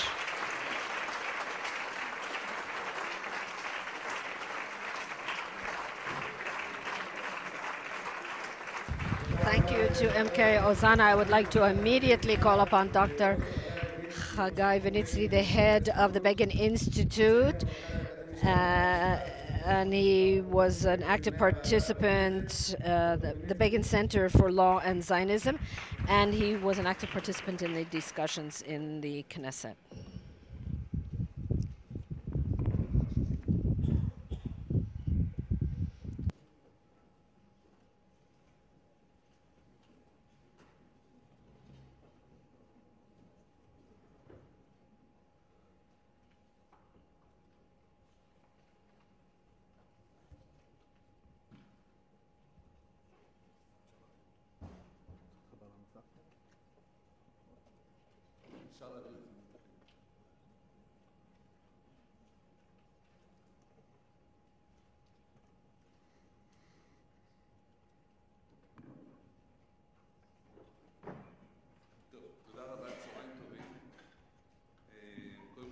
I'd like to thank MK Amir Ohana, the head of the committee. We indeed had a lot of discussions. He spoke earlier about the contribution to the law.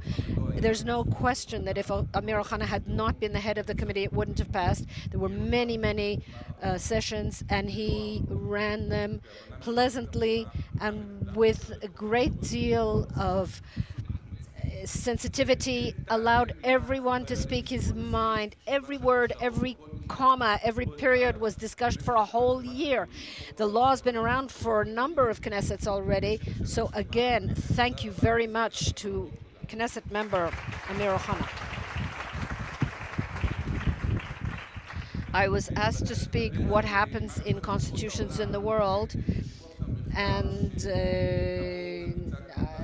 I spoke also at the committee meetings each time and spoke about the relevant clauses, what the situation is in the world.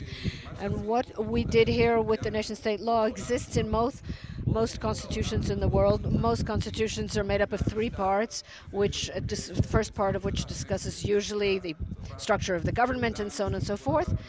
And the second is the various rights of the people, and the third is national values.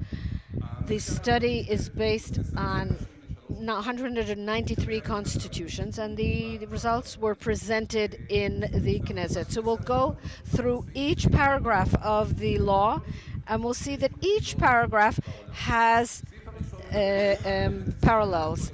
The first paragraph talks about the fact that the state of Israel is the nation state of the Jewish people, and that where it exercises its natural historic rights, and that it's exclusive, the collective rights are exclusive to Israel. What's interesting is the ability to compare the right to self-determination of the Jewish people. Why is that interesting? Because we have something interesting. When we're talking about a religion that's also a nation. There's a full unity between religion and nationhood. And that makes it difficult to compare, because if we compare to France or Switzerland, so you can have French Muslims or Swiss Christians and so on. So I thought the interesting feature we could compare it to is to Arab countries. Although most Arabs are Muslims, not all Arabs are Muslims. Not all the people living in Arab countries are Arabs. There are Cherkessians and Kurds and Copts and so on and so forth. Certainly in Egypt, the Copts are neither Muslim nor Arab. And despite that, in their constitution, most of the Arab countries have the definition of Arab in their constitution. 11 view themselves as part of the great Arab Ummah, or nation. It's in their constitution. Some of them mention that they are members of the Arab League or that they cooperate with Arab countries. So we see that the national characteristic of the majority of that country are used to define the country as that. If we go to state symbols, the second paragraph, the name of the state of Israel. So most countries don't actually state what the name of the country is because it's usually self-evident, but there are countries like Ireland and Georgia and so on. The Philippines have a number of names for the state, and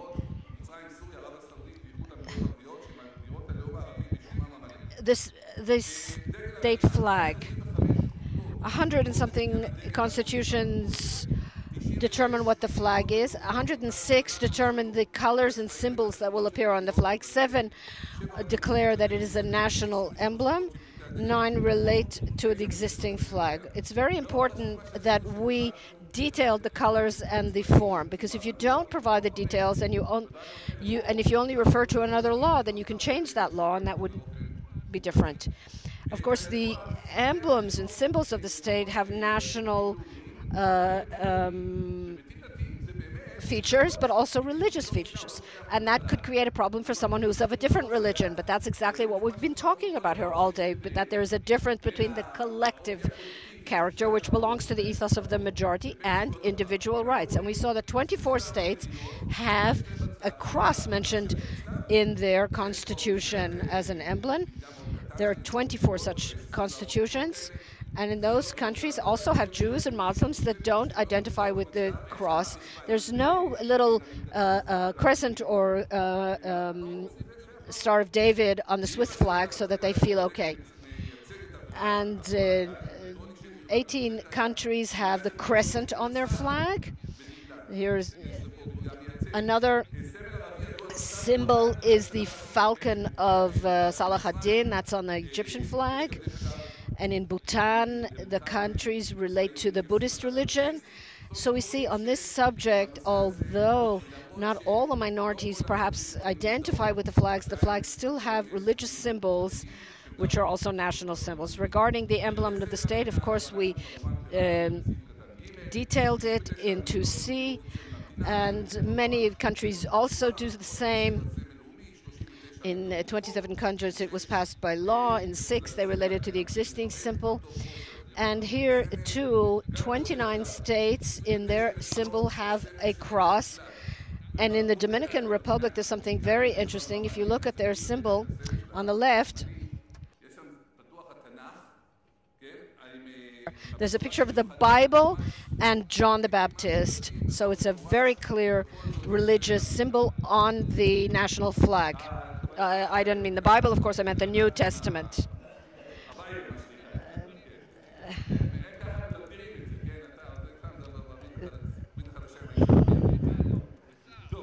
So the crescent is on 16 states.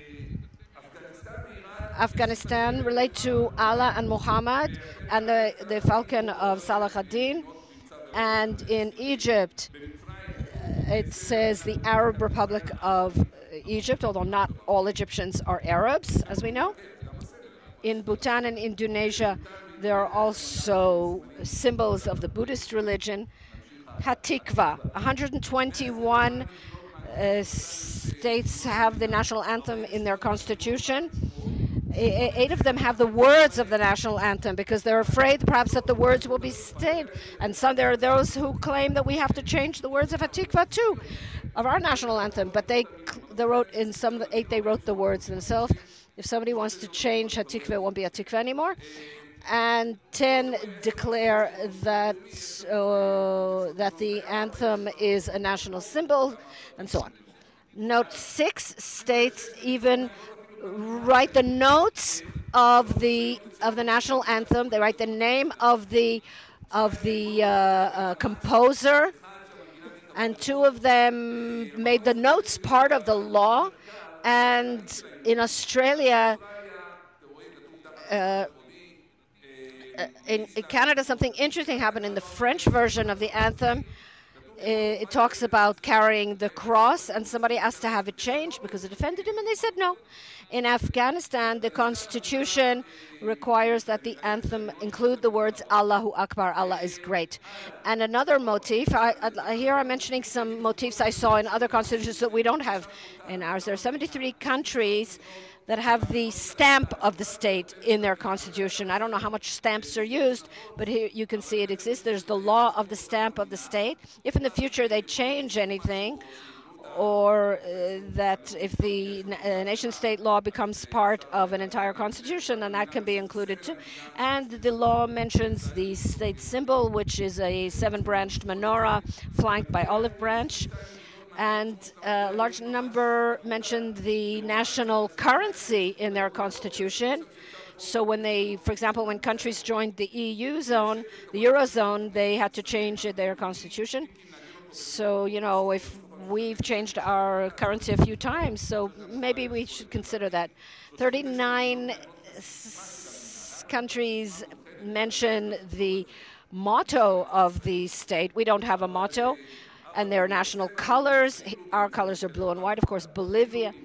So let's go back to the law itself. Section 3, the capital of the state. Indeed, it was very important, as M.K. Ohana said, that we included in the nation-state law that the complete and undivided city of Jerusalem is the capital of the state of Israel. Why did we need that? We already have a Jerusalem law passed by the late Prime Minister Begin. Why was that important? Because Jerusalem is not just another capital. It is the symbol of Zionism. Zion means Jerusalem. So it was very important to have it part of the nation state as a national feature. And 14 countries mention their capital in their constitution, and 24 also that their government, the government seat of government is in the capital. Some mention that by law, that if laws pass that the capital can be moved. Honduras has 2 capital cities. 3, somebody says from the audience. The language. Of course, Hebrew is the official language of the State of Israel. That's been discussed. Arabic language enjoys a special status, and it was formalization of the Arab language in government institutions shall be set in law. What do we have in the other countries? 145 countries note their official language in the Constitution. 88 mentioned that only a single language is the official language, although they have many other countries. If you heard the Prime Minister's speech in the UN, he mentioned some of these data. 13 mention another language in addition to the official language. 19 have 2 languages, and 24 of them have a number of official languages. For example, Poland has Polish is its official language, but in addition, it also mentions other national languages, including Hebrew. Yes, in India and Pakistan, something interesting happened. These are countries that were under English influence, and so they determined that for the first 15 years after the passing of the Constitution, English can be used, but after that they have to use the local language. M.K. Ohana spoke not only about Hebrew and Arabic, he also talked about English, and so now we have formalized the status of Hebrew as opposed to Arabic, which will have a special status. But there are countries in which Arabic is the official language, but French is also used. Regarding sign language, M.K. Ohana, I'm sure, remembers it. During the discussions, one of the organizations said there's also a Hebrew sign language. It's not every country has its own sign language. He wanted that also to be anchored in law. So in Kenya and Zimbabwe and Austria and Hungary, they do anchor the local national sign language as well, or the importance of creating such a language and to allow the use of it. Perhaps we could consider that in the future. There's also Braille, Hebrew Braille, for example. And one of the constitutions actually mentions Braille. And there's also the script. There's also constitutional anchoring of the script. 9 emphasize that the script of the language in Montenegro, in Croatia, it's using Latin letters. In Montenegro, also Cyrillic and Latin. In Malaysia, It says that the language will be determined in law. I think here in Israel, I think we know what script is. Regarding the ingathering of the exiles, the state of Israel will be open to Jewish immigration and the ingathering of the exiles. Indeed, we all think that the law of return is an Israeli invention. It's not. And there's a very interesting study done by Professor Amnon Rubinstein and Alex Jacobson, where they found that there are many countries that have a law of return. Germany gives the right of return to Croatians of German extraction, and they expanded it also to people from the former Soviet Union of German extraction. Also, people of Polish extraction can live in Poland, wherever they come from. In Greece, if you are an ethnic Greek, and you're willing to serve in the army, you can automatically get citizenship, and then they expanded it even to those who don't serve in the army. In Armenia, all those who are of Armenian extraction can immediately receive citizenship. Same is true for Finland, anyone of Finnish extraction. And then there was also people who are Finnish and also have other Scandinavian citizenship. They also can get Finnish citizenship. Bulgaria, Turkey, there's a whole series of countries, and they all give the right of return to people who are members of who have their ethnic extraction in their diasporas. And we're talking of people who left their homeland even before the state was established. So it's not because of their citizenship or their parents' citizenship that they left or want to come back. It's exactly what we're doing in the right of return. So the right of return, the law of return, is an accepted law in many states. There are many constitutions in the world that anchor that too, and that's part of the characteristics of the nation state. The relationship with the Jewish people, it says, State of Israel shall act to assure the safety of the members of the Jewish people and the citizens who suffer distress or captivity because they are Jewish or because of their citizenship, and the State of Israel shall act in the diaspora to preserve the relationship, and so on. If you think that's invention, in the same study by Jacobson and Rubinstein, their constitution says that they care for the Greek diaspora in the world. It says, and to foster their relationship with their homeland and to deal with education and so on. It sounds like the Jewish Agency, doesn't it? It's not our invention. So note how important it is on the political level. The Greek diaspora in the United States expressed a very strong identification with the Greek side in the Cypriot war. And Macedonians don't want to be called Greeks. So the Greek diaspora in the United States, Canada, and Australia, they help them in that fight. So what we often expect, like we would expect of the Jewish diaspora in the United States. Ireland, too, in Section 2 of their Constitution, they foster relationships with Irish people who are living outside of Ireland. And again, the Irish diaspora in the United States helped them in their war with England. Italy also has Hungary has a similar paragraph in their law to help Hungarians in neighboring countries preserve their ethnic identity and so on. And a whole slew of countries. Can't discuss all of them. You can see that there is a large number of these who maintain their contact with their diaspora.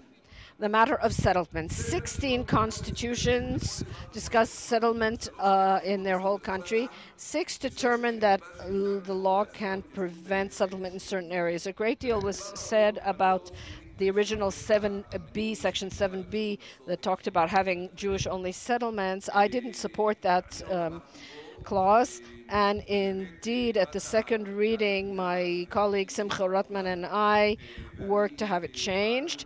And we turned to the Attorney General and to the ministers and Knesset members who were involved. And we proposed, instead of talking about separate community settlement, which would have created a big problem for the State of Israel, both internally and externally, because you can harm individual rights. Instead of that, we suggested a paragraph about settlement that talks favorably that the State of Israel will encourage Jewish development everywhere in the Galilee and in the Negev and so on. And it's a very important paragraph. If we thought it was self-evident, it's not. The people in the discussion remember Nachman Schein from the Zionist camp who said that we can't talk about Negev and the Galil anymore. He said, why not? He said, try to translate it. And so MK Ohana said, maybe you should translate the word Zionism. So, we're talking about what is self-evident or not self-evident. So it's very important that we have a paragraph that advances Jewish settlement, and that section also has support in international documents. This is from the writ of the mandate, and then in the Charter, United Nations Charter. And it says here, settlement by Jews on the land, including state land, wasteland. So the goal of the mandate was to settle Jews in all parts of the land of Israel that were available. So it's interesting that Jacobson and Rubinstein write in their book that the European community supported the government of Greece financially in order to settle to make parts of Greece more Greek, to bring in more ethnic Greeks. So perhaps we should ask the same help from the EU, because isn't it the same thing?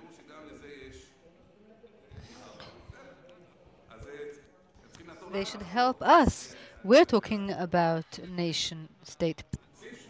Section 8 talks about the formal calendar.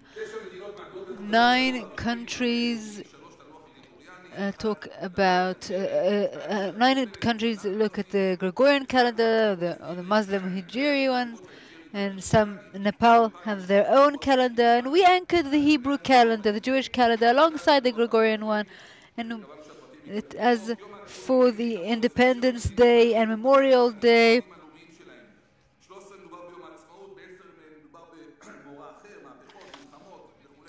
4 countries have more than one national holiday. So over the discussions, I proposed a Zionist strategy, and to have Tisha B'Av, 9 of Av, and Jerusalem Day to also be included. So it's important to do that. So you see there are countries that have more than one national day, and it's very important symbolically. Section 10. Sabbaticals and days of rest. So some say it's Sunday, some say it's Friday. Now Shabbat, Sabbath is also legalized, and of course we don't want to compare it, but the Hebrew holidays are also anchored in law. As for the missing section of Jewish law, Hebrew law, it did not go in, and they said that they were going to realize the Jewish people's right, and that was supposed to be added to the first section, that our right to this country is not only... sorry, he's speaking so quickly. Every country has its own culture, and so the Hebrew law is very important. And when you say it's only in the sense, and when in the original formulation we said it's only in the case of a lacuna. I'm not sure that's right. So I thought that the principles of the Hebrew law are part of the culture, or the basic principles of the culture should be part of the law. So we should have it in. Another possibility is to have the basic law, foundation of the law, have those. So this is the most important law to be. After 70 years, the land of Israel, the Jewish people, the Star of David, the Menorah, Hatikva, Jerusalem, the Hebrew language, the Jewish immigration or Aliyah, Jewish settlement, the Jewish calendar, and the national days to be instated by law. Thank you very much. We will continue straight on because we're behind schedule. We'd like to have Professor Gidi Sapir, who is an expert a legal expert to talk about Israel as a Jewish nation state in a normative analysis.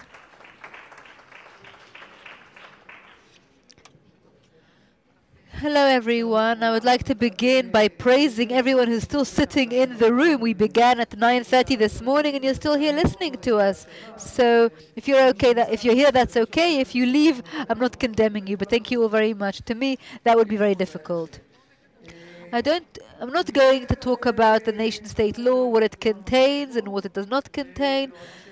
I'm not going to talk about whether it should have been legislated in the past or whether it was okay it was good to do it now, whether it will achieve its aims or whether the Supreme Court or the High Court of Justice will actually do away with it. I don't want to talk about that because I heard enough from everyone else about that and I don't have anything new to say. So what am I going to talk about? I'm going to try to examine the place, if any, of the nation state in liberal Western thinking, what place it holds, what place minorities hold as part of a nation state in liberal Western thinking, and then I will examine whether and what are the unique characteristics of the State of Israel and to what extent they implicate the model according to liberal thinking. And in that I already said liberal a few times, and I did so because my good friend who spoke before me used the word liberalism as an antithesis, and or at least that's how she tried to present things to what the nation-state law presents. And I'm also a liberal, and I'm not saying that by using her own weapon against her on her own front. I feel that I am a liberal, and yet I don't see anything wrong with a nation-state law. So here I've said something about it, and I think that if we were to think about it in a more organized and profound fashion, and while thinking about the liberal principles, would support my view. So let us begin. First of all, let's begin with definitions. What is a nation, and what is a nationality? What is nationalism, excuse me? So Hastings said that a nation is a group of people that share a cultural identity and spoken language, who are aware of their differentiated existence and who demand a state identity and autonomy as a nation while controlling certain areas, certain territories. So what is the opinion of liberals on this idea? Well, liberal thinking and the political arms of liberal thinking following World War II was against the nation state and tried to weaken it. The liberal rhetoric talked about the post-national era, and let's try to just hone these terms. We're not talking about civil nationalism, but rather cultural ethnic nationalism. The civil nationalism was perceived as positive, but the cultural ethnic one was rejected. Civil nationalism was attributed to France and to European countries, whereas ethnic nationalism was attributed to Germany in the two world wars. So this does not align with the liberal ideas, the original liberal ideas. At least at the beginning of the modern era, liberalism sided with the right of national groups to self-determination and to their release from imperialist and colonial powers. The change took place primarily following the Second World War, when nationalism became anti-liberal and aggressive.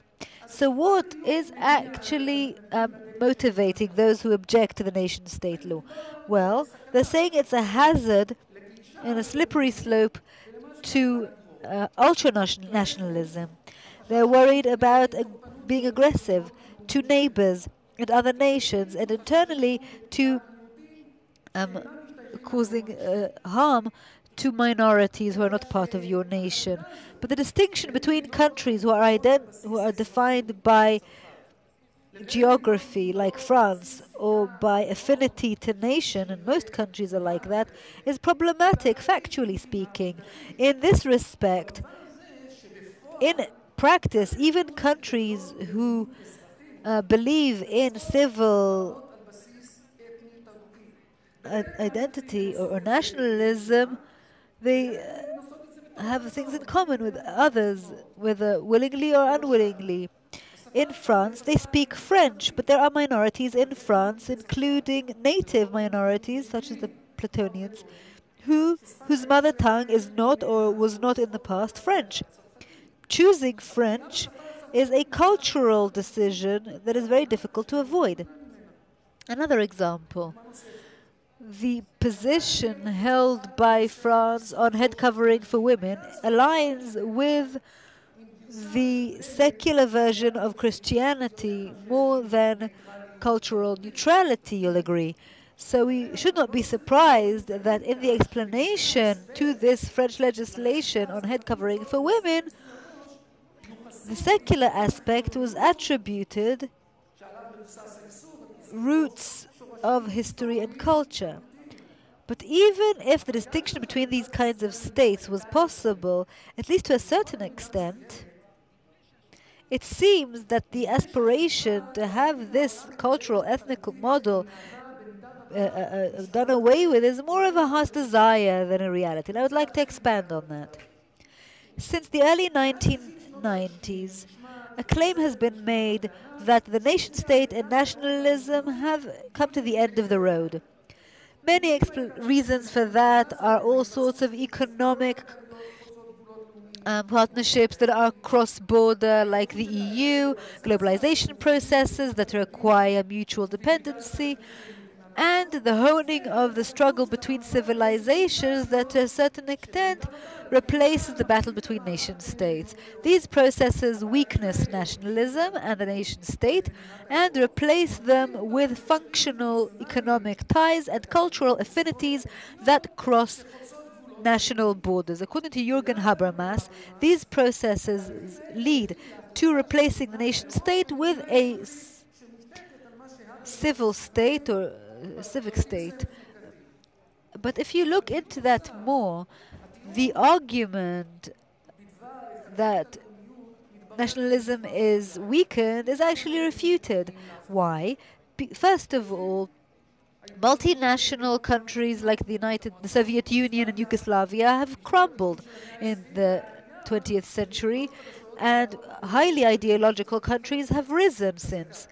Second of all, the fact that the aspiration to self-determination has not weakened over the years, even in countries that have undergone processes of liberalization. Do you want examples? Quebec, the Baskin, the Northern League in North Italy, Scotland, and more. Finally, in practice, most countries in the West still define themselves in national ways.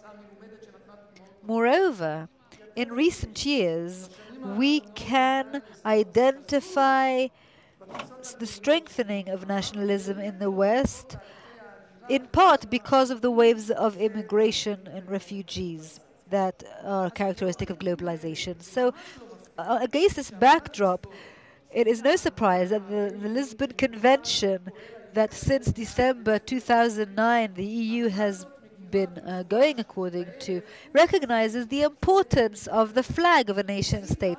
The fourth section says that the EU will respect the difference between the countries as well as their identities, national identities, that are part of their fundamental structure. So what does that do to liberal thinking? That at a time, there was a time it was against nation-state.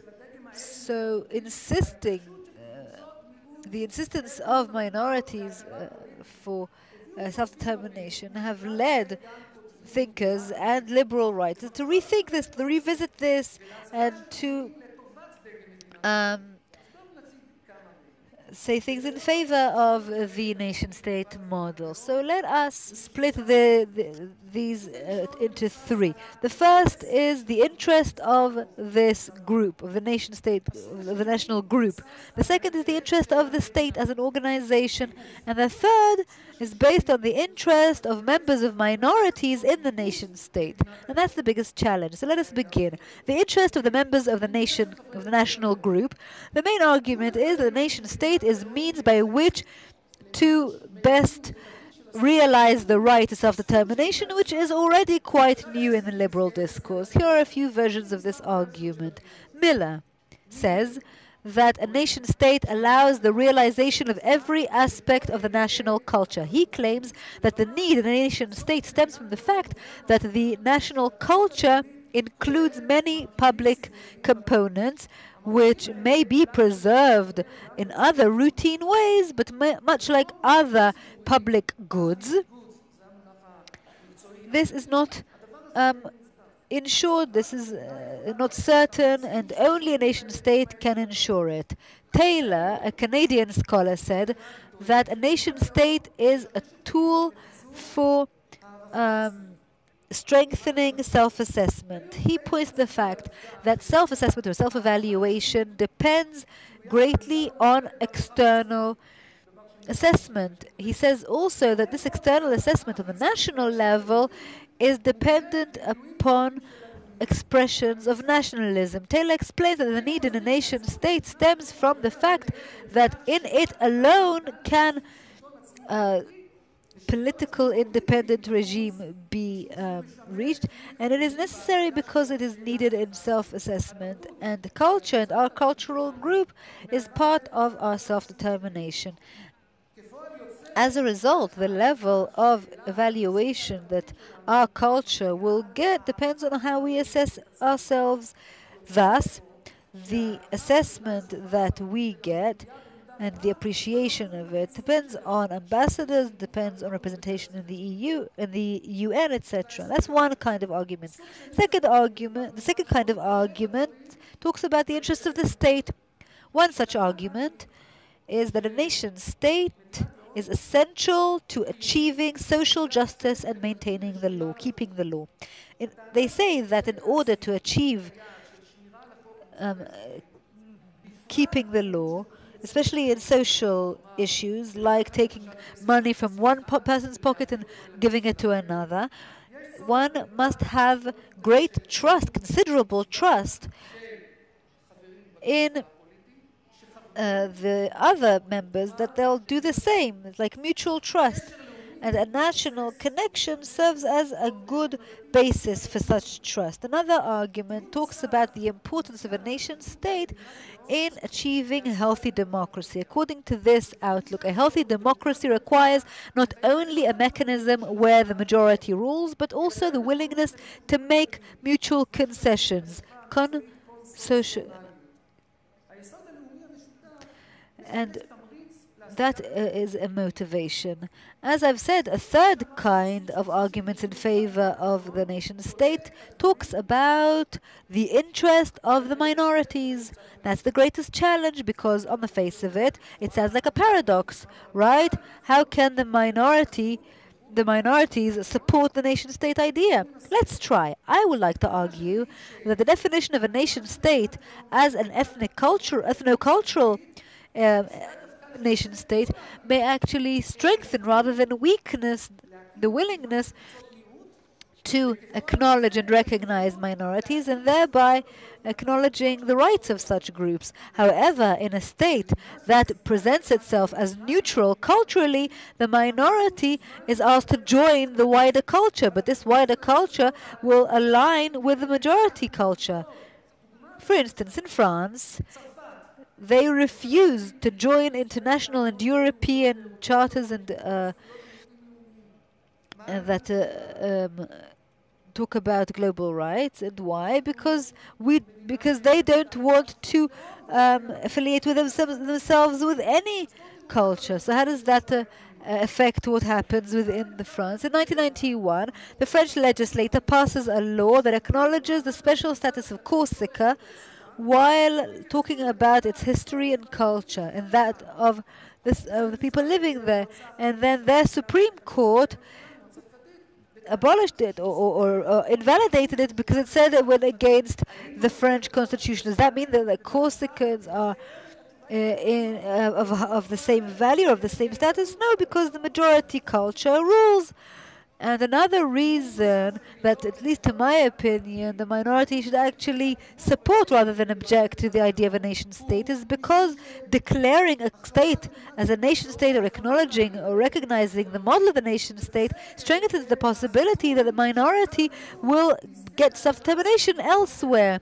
Only in Israel, I think that only in Israel, you can hear those who object to defining Israel as the nation-state of the Jewish people, while at the same time wanting to establish a Palestinian nation-state. Moral consistency and logical consistency would tie the two together. If you want the Palestinians to have their own state, nation-state, then they must acknowledge a similar right of the Jewish people.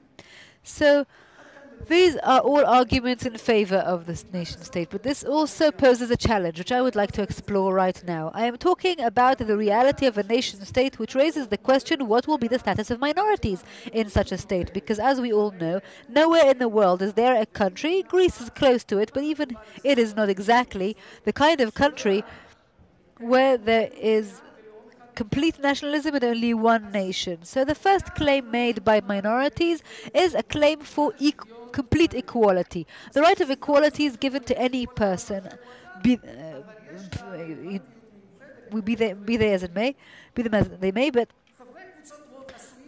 majorities may discriminate against minorities because it is natural to discriminate against others, and also because there is a political weakness in minorities, and indeed the international law forbid discriminating against a person because they are a minority. At the same time, people want to have their collective rights recognized, and I don't think we spoke about that enough today. We usually distinguish between rights of minorities as individuals and the rights vested to them as collectives, as groups, and the group rights, the collective rights, are designed to differentiate between the minorities and those around them and protect them from becoming similar or being assimilated within other groups. And as per these groups as well and their collective rights, one distinguishes between the negative and positive aspects. In other words, between demanding autonomy and liberty, meaning no intervention of the state, and the demand to be recognized, to be encouraged, to be supported by the state. Negative rights, such as liberty, are easier to embrace than positive rights for funding. However, negative rights also have price tags, in the sense that they might harm the ability of states to reach their goals, such as social cohesion or protecting the human rights of all citizens. For instance, the liberty to use a minority language, particularly in certain systems, will mean that these minority group members will not be able to integrate into society. For instance, Arab-speaking students in my class find it difficult to express themselves verbally and in written form. So if you educate one group in a certain way that is different from the rest of the citizens in that country, may be a problem in case, for instance, the culture of that group is in the way of something that you usually give the right of to everyone else. And so when we want to protect the rights of groups, we must also think of places where these should be limited. And so the law in the West does not allow women to be circumcised or to be married forcefully, and so on. So what does the international law think? And I'll get to Israel in a moment. When it comes to minorities, this is a cautious acknowledgement. In certain international conventions and charters, they are aware of rights, but they are very cautious about how they define them. They want to provide minorities with liberties more than with positive rights. And that means that usually the minority has more of a liberty from the state, but rather less of support from the state. Moreover, the international documents tend to address or refer to the rights of minorities as individual rights that are only realized within the group context and do not call them collective rights. For instance, in the European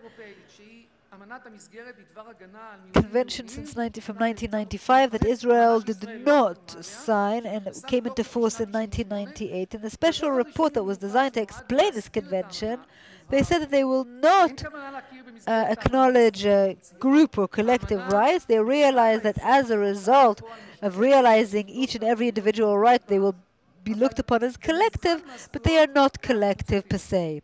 In most of the rights, we're talking about liberties. The duties of the state is to refrain from preventing minorities from engaging in their own cultural affairs. And the trend in international law of strengthening the acknowledging of the rights of minorities is based on the fact that the minorities are members of the state and they are not subversive, they do not try to undermine the stability of the state. Now, the matter of stability is true for all countries, but not in all countries it gets to the point of threatening the wholeness of the state. In countries where this happens, there is a difficulty giving such rights to minorities. Of course, these minority members as individuals are not exempt from the duties of all citizens. As we will see, these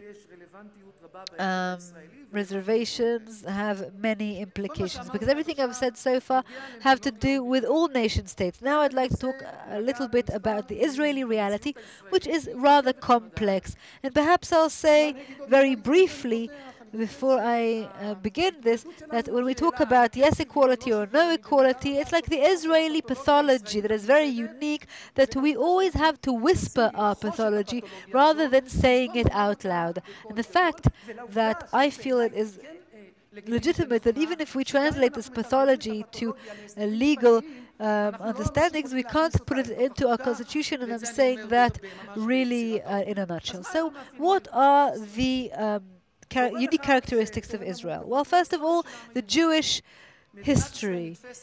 The state of Israel is protecting the Jewish people as a nation, and this was true when it was established. And as we all know, the state of Israel was established against the backdrop of the Holocaust, but its relevance remains to this day. And we have the former head of the Jewish Agency here with us. Anti-Semitism continues, it's even increasing in Europe in recent years, and we have immigrants from countries like France, and this all lends supportive hand to this tendency, to this idea that Jews are being persecuted, Jews are hated, and it leads to the fact that even those who oppose the nation-state idea, such as Professor Chaim Gams from Tel Aviv University, still recognize the national model and support it, at least in the Israeli context. Also, it has implications on the scope and type of activity required of Israel in order to promote the interests of the Jewish people. The example of Greece has been given, but I'm sure that many nation-states do not really act in the same scope, with the same intensity in order to promote the interests of their national minorities. But here in Israel it is important because of the special status of the Jewish people, as I've said. Another unique factor is the unique geography. We have a conflict with the Arab countries, and there is an unfortunate support by the Arab population led to our adversaries and our enemies. And that also requires us to maintain our unique nature. For instance, settlement in the periphery. So can we put it into the section of Jewish settlement in the law of Jewish development? Can we ignore it? I think we cannot do either. So my colleague talked about us being as if we are in Europe or in Western Europe, but we're not. Another factor is the status of elites, that at least one of the minority groups. Look, the political elites and social elites of the Palestinian minority in Israel are challenging the national nature of Israel and the practices associated with it. Such a challenge is seen in the ideological narrative that was presented in the vision of the National Committee of the Arab authorities in Israel, local authorities. And how is this relevant? Menachem Mautner from Tel Aviv says that Israel, defined as a Jewish state without addressing or taking into account the minority, makes it inferior. He thinks that we should add acknowledging the minority and looking and taking it into consideration with the anthem and other symbols. And we should talk about being loyal to liberalism. But Mautner's assumption that we should recognize these is wrong, because Arab-Palestinian leadership in Israel does not content itself with individual rights or even recognizing collective rights as the right to self-determination. They are undermining the right of Jews to have their own nation-state. As Dan Shivtan said, and I quote, "The character of this challenge changes the rules of the game between the majority and minority in Israel, because it's not only a limited demand that we can meet without making the enterprise of the Jewish people crumble. We cannot ignore that. So how should Israel conduct itself in light of the Jewish nature of it being undermined? Well, what the Supreme Court calls Israeli prohibits de jure the promotion of this agenda as part of the political system, meaning a group that wants to abolish the Jewish nature of the State of Israel cannot be a political party, cannot take part in Knesset elections. I think that this constitutional limitation is not justified. I don't want to go into that, but to the best of my understanding, it is hard to dispute the legitimacy of at least partially, if not fully, avoiding such actions that could strengthen this view and try to abolish the state of Israel's Jewish aspect, because it aligns also with the international norms. And the final point pertaining to the unique Israeli characteristics has to do with the relationship between duties and rights. There is a dispute in literature over whether duties and rights should be dependent upon one another.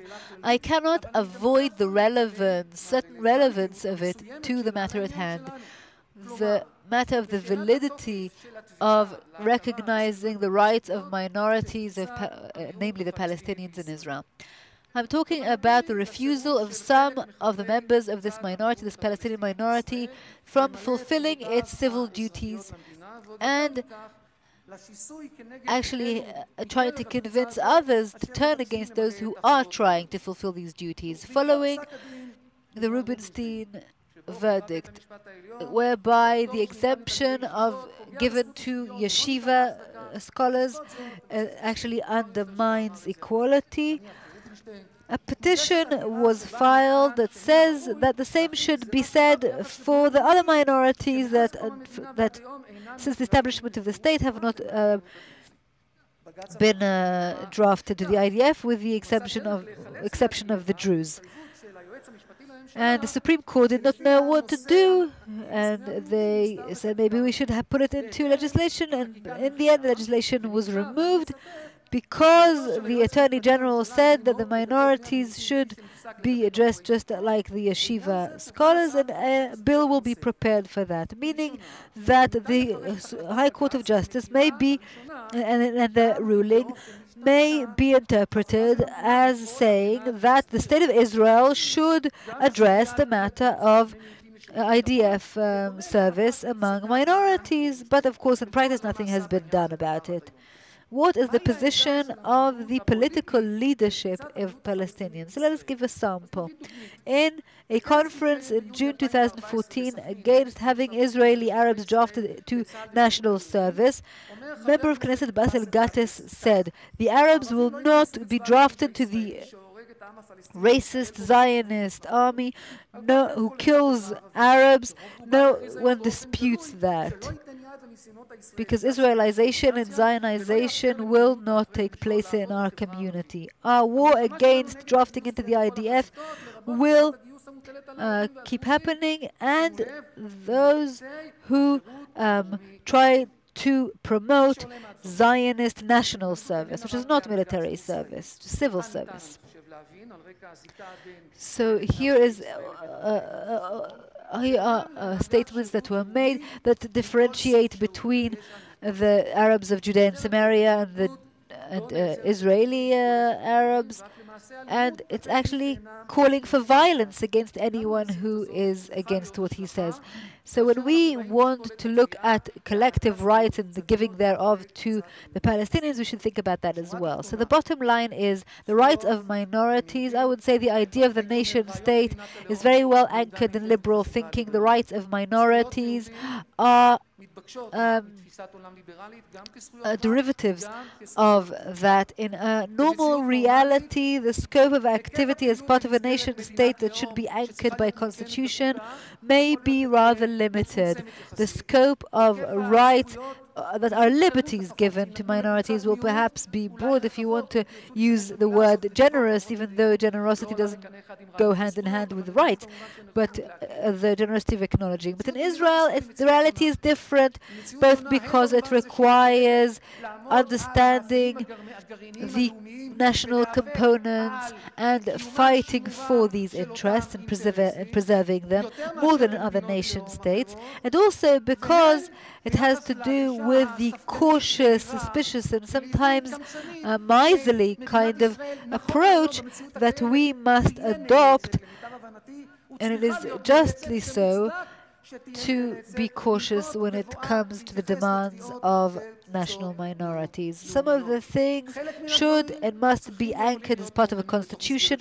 Some of the things will not be able to be anchored by a constitution and will only be a result of regular practices. Thank you.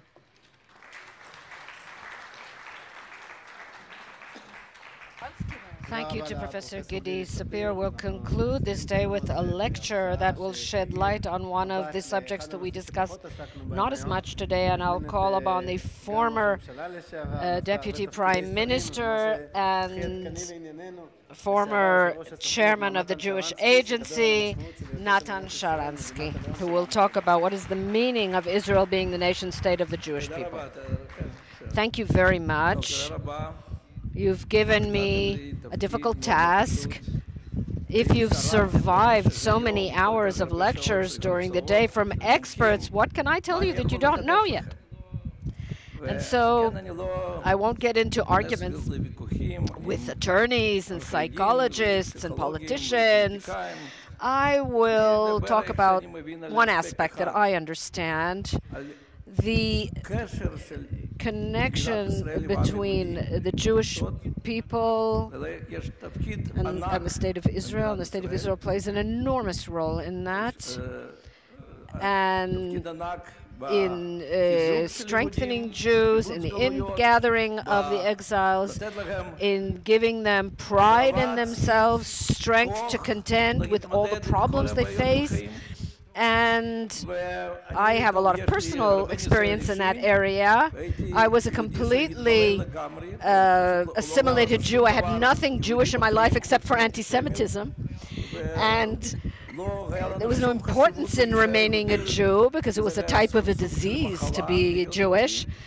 And then the State of Israel after 1967 came with all its self-respect that it gave us in the eyes of the non-Jews around us, and a simple message that there is a state which is your home, that whenever you want, if you don't want to, that's fine, but if you want to, it's your home. There's room for you.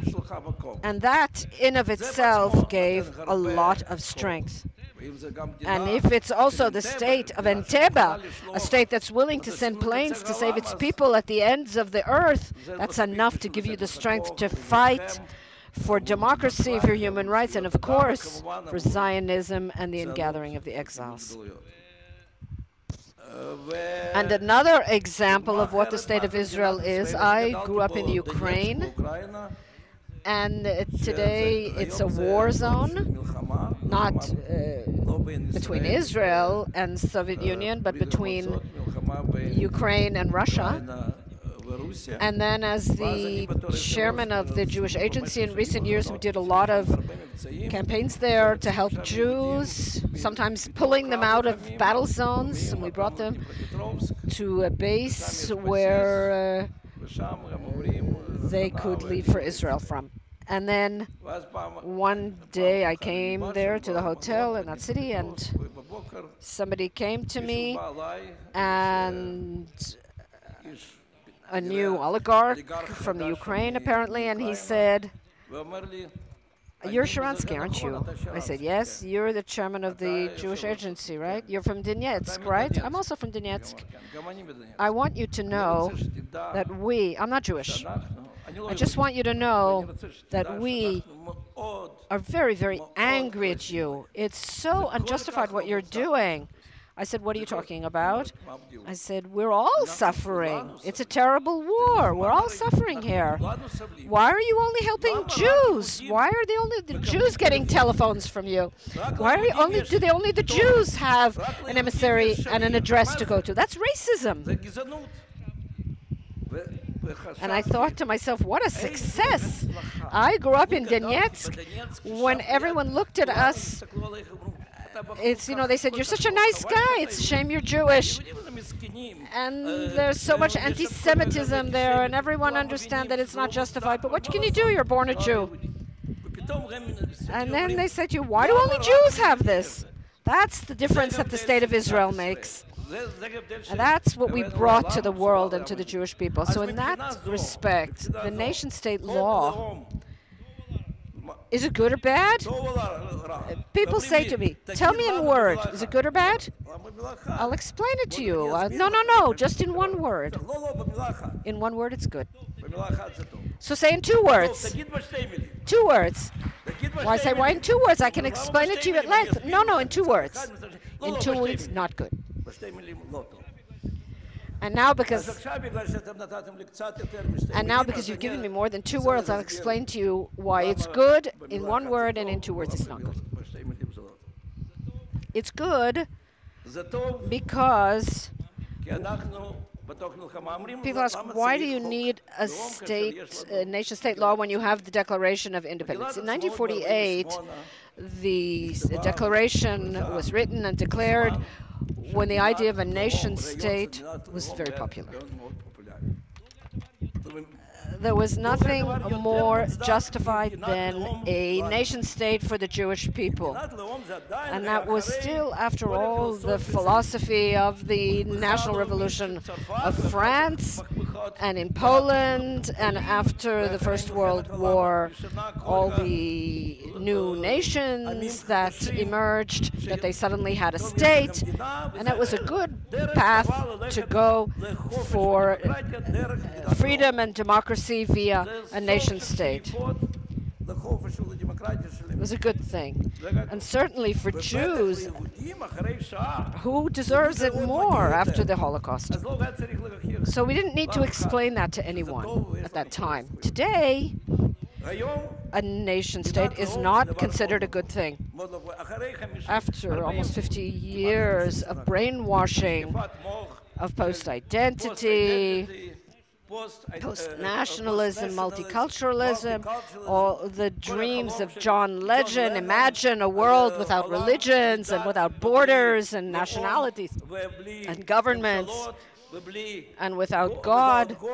A world in which there's nothing to die for. That's what he wrote in his song, John Lennon. When that was the dream, when that's the dream, then a nation state is less and less desirable. It involves xenophobia and racism. And a Jewish state, that's the height of racism. The previous speaker said that only in Israel can you have a phenomenon where Jewish nationalism is not good, but Palestinian nationalism is good. In every campus in America, it's clear that there is very reactionary nationalism that remains after colonialism, and that's Israel's nationalism. And there are progressive nations, and the Palestinians are a progressive nation. So if you think this is something new, look what Marx wrote in 1860 or 70, I don't remember, what Engels and Lenin wrote afterwards about it, and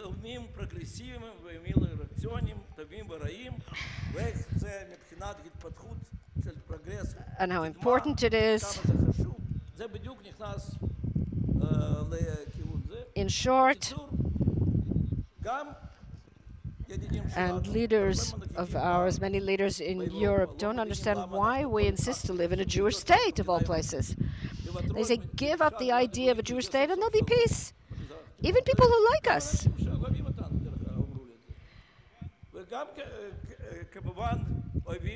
And I think, when I talk about the Jewish people, I first of all think about a Jewish student on a campus, the worst place today to survive as a proud Jew. And I'm very proud that when I was the chair of the Jewish agency, we sent from 0 to 100 emissaries to the campuses. And your job is not to convince our enemies that we're better. Your job, we said to the emissaries, is to give the Jews the feeling that they have nothing to be ashamed of where Israel is concerned, that they have a great deal to be proud of. So in terms of the struggle on the campuses, I personally heard so many times that it's pure racism. And I said, isn't it a natural, normal thing among the nations? I said, look, the Soviet Union fell. There are 150 nations among the Soviet Union. And along comes Germany and says, anyone who's of German extraction, even from 300 years ago, who moved from Germany to Russia, can now receive German citizenship, because but there were Germans who no one in the world asked and said, what, there are 150 other nations in the former Soviet Union. It's natural that the German nation worries and it has concern for Germans. It's something so important and so changes the entire perception of Jews everywhere that we are accused of racism. But as soon as it's something legal, our enemies have nothing to say to us. There are people in the left, Amnon Rubinstein, Jakobson, they're from the left, and they explain that it in no way harms the right of return, no way harms democracy or civil rights. So yes, it's very important. We are not, that we're not doing it under the table. We are doing it openly and proudly. We are a state that was established for the ingathering of the Jewish exiles in order to be a home for every Jew in the world. Every Jew in the world has a part in the state of Israel, and yes, we are concerned for the future, and Jews are willing, for our future, the Jews are willing to invest money, and so on. That's very important. And in that sense, it's very important. I said it's good, in one word. So why is it not good? What's not good? Based on my experience in the camp, in the prison camp, where you're with a bunch of other dissidents, and all they do is talk about human rights all day long, Ukrainians and Russians and many others, and it's all very interesting. What they're amazed at the solidarity of Jews who are willing to fight. What if they say, I wish our Ukrainians or Lithuanians in Canada would fight for us like that. On the other hand, we're always saying we're also a democracy, and the state of Israel is a democracy, and there wasn't the left that said that. There they understood what democracy and liberalism really mean, and they had a lot of admiration. But they said, how do you choose? Are you Jewish or democratic? So let me ask you, they'd say. There's no such thing. You can't be both Jewish and democratic. There are two possibilities. Either there's a communist dictatorship, but it'll be a Jewish state, or it'll be a democratic state of all its citizens, like America. What do you choose? One or the other? And then we'll understand what's really important to you. And I once again explained to them Jewish and Democrat. And they said, no, no, no, you only have one choice. Which is it? What do you prefer? To go to the Jewish state, which is a communist dictatorship? Or would you prefer to live in Israel, which is a state of all its citizens, and it's a complete democracy, but it has no commitment to the Jewish people? I, of course, didn't want to choose either option, and I explained, in terms of a state of all its citizens, it cannot be in the Middle East. Are you going to ask all the dictatorships around us, move aside? We're now going to have a state of all its citizens. Please leave us alone. No, you have to fight. So who's going to fight? Why should anyone fight one generation after another to fight if all they want is to live in a democratic state? So you can go to America, you can go to France, you can go to Belgium, Finland. It's right next to Russia. So many options. Why would people be willing to fight if they don't have behind them all that we need a state of our own, and we are continuing the path of thousands of years of Jewish heritage. Without that, it just can't happen.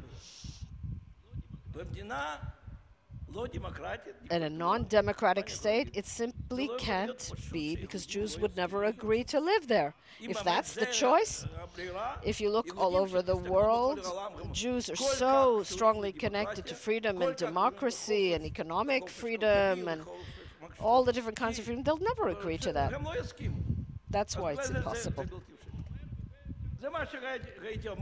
And so you can say that's how I evaded the question.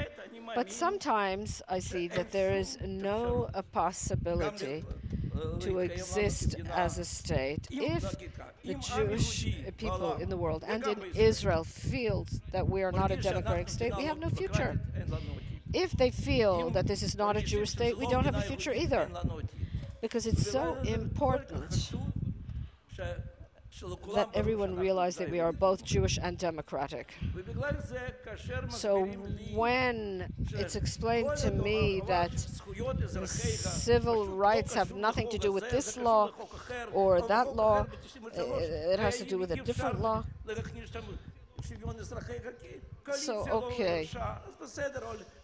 So they have their interpretation that there's equality in a different law through an interpretation of the word dignity, and here we're only talking about a nation state. I don't know how to explain it. On a campus during an intense argument, do you already have a constitution? Do you have laws? And you don't have the mention of civil equality. I don't want to get now into the argument that indirectly it does exist. But look at why there isn't.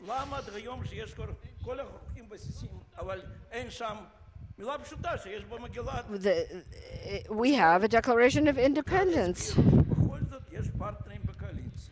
And they say there are people here that if there is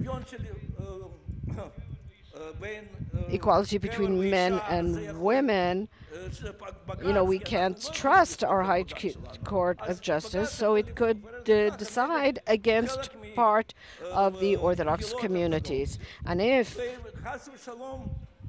equality of all the citizens, then someone could interpret it to mean that communities who don't accept the decisions of the chief rabbinate should have their own rabbinate.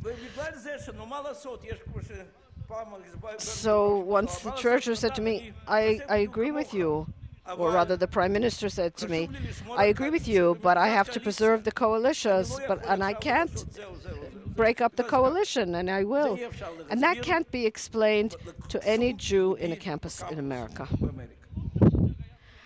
I'm not saying that it should be part of this law, but if it doesn't appear in the laws that are related to the human rights in a democratic state, so there should be at least a clause that says that what appears in this law in no way undermines the civil rights that already exist.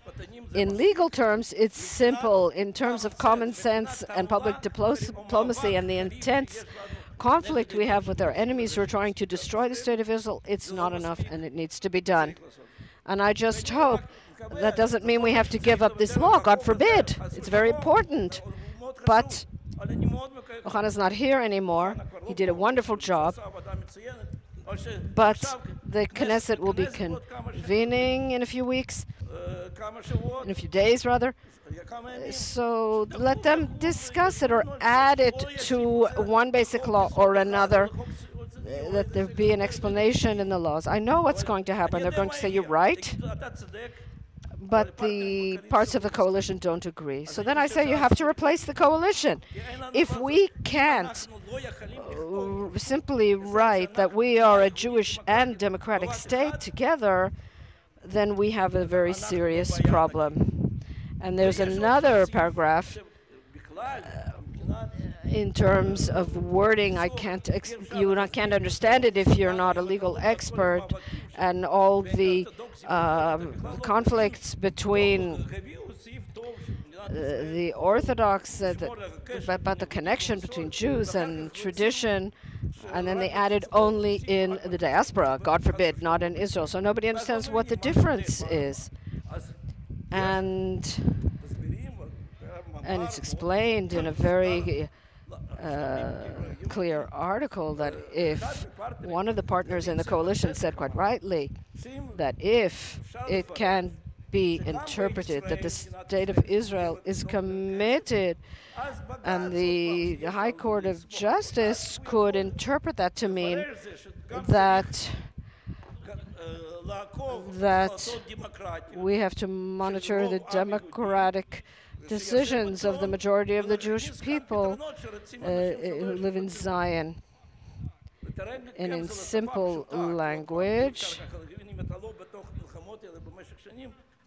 translated into simple language, we must not give the feeling that communities that are not recognized by the chief rabbinates receive the same rights. And like to say, as someone who only prays in an Orthodox synagogue, my children and grandchildren only pray in an Orthodox synagogue, my message to all the 800 emissaries that have grown from 1300 to 1800, that we want you here, together with your rabbis, together with your communities, together with your prayers. We want you here in Israel. And if then on those campuses those people from the Jewish agency say that they want you. Look what happened with the Kotel. Look what happened in other places. They were afraid that the law would say that perhaps it could be interpreted that you have certain rights coming to you in Israel. Once again, it is an argument between legal experts, but if there's an argument, why do we need it? Why do we need to get involved in that? Or if we decide a democratic majority in Israel don't want reform and conservative movements and all that stuff from the diaspora, and we in Israel, thank God, as Ben Gurion said, the synagogue that I don't go to should be Orthodox. Everyone here is Orthodox. That it's legitimate to decide that that is the majority decision, but then what message are we sending? We can't tell our emissaries to tell everyone that we want them here together with your communities and rabbis and so on. And that's my problem. And I think that we need to amend this urgently, every day. If we manage to bring them closer and give those Jews the feeling that they can be very proud of what is happening here, and our lives here are so good, and our achievements are so great, and we have so many possibilities to strengthen the Jewish people, we need to just make a few amendments either in this law or in other laws. There are a lot of opportunities, but we must not create the feeling that we have separated between Jewish and democratic, and we've said that a democratic country is important, but Jewish is more important. Thank you very much.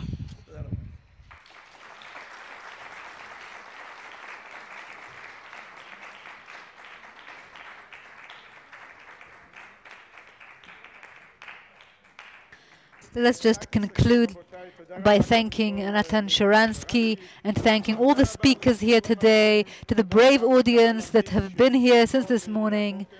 I would also like to thank a few people who have started to get the ball rolling with this law years ago, Golovinsky, Harel, and Vinizky. And I would also like to thank the members of the Kohelet Policy Forum who have toiled and worked very hard in order to make sure this conference will be a success. Rubin, Bakshi, Shumanatav, Shuki Blas, Debbie Ben Arav, and Rachel Broid, Alan Betzofen, Michael Zelikovich, and everyone else. Thank you very much.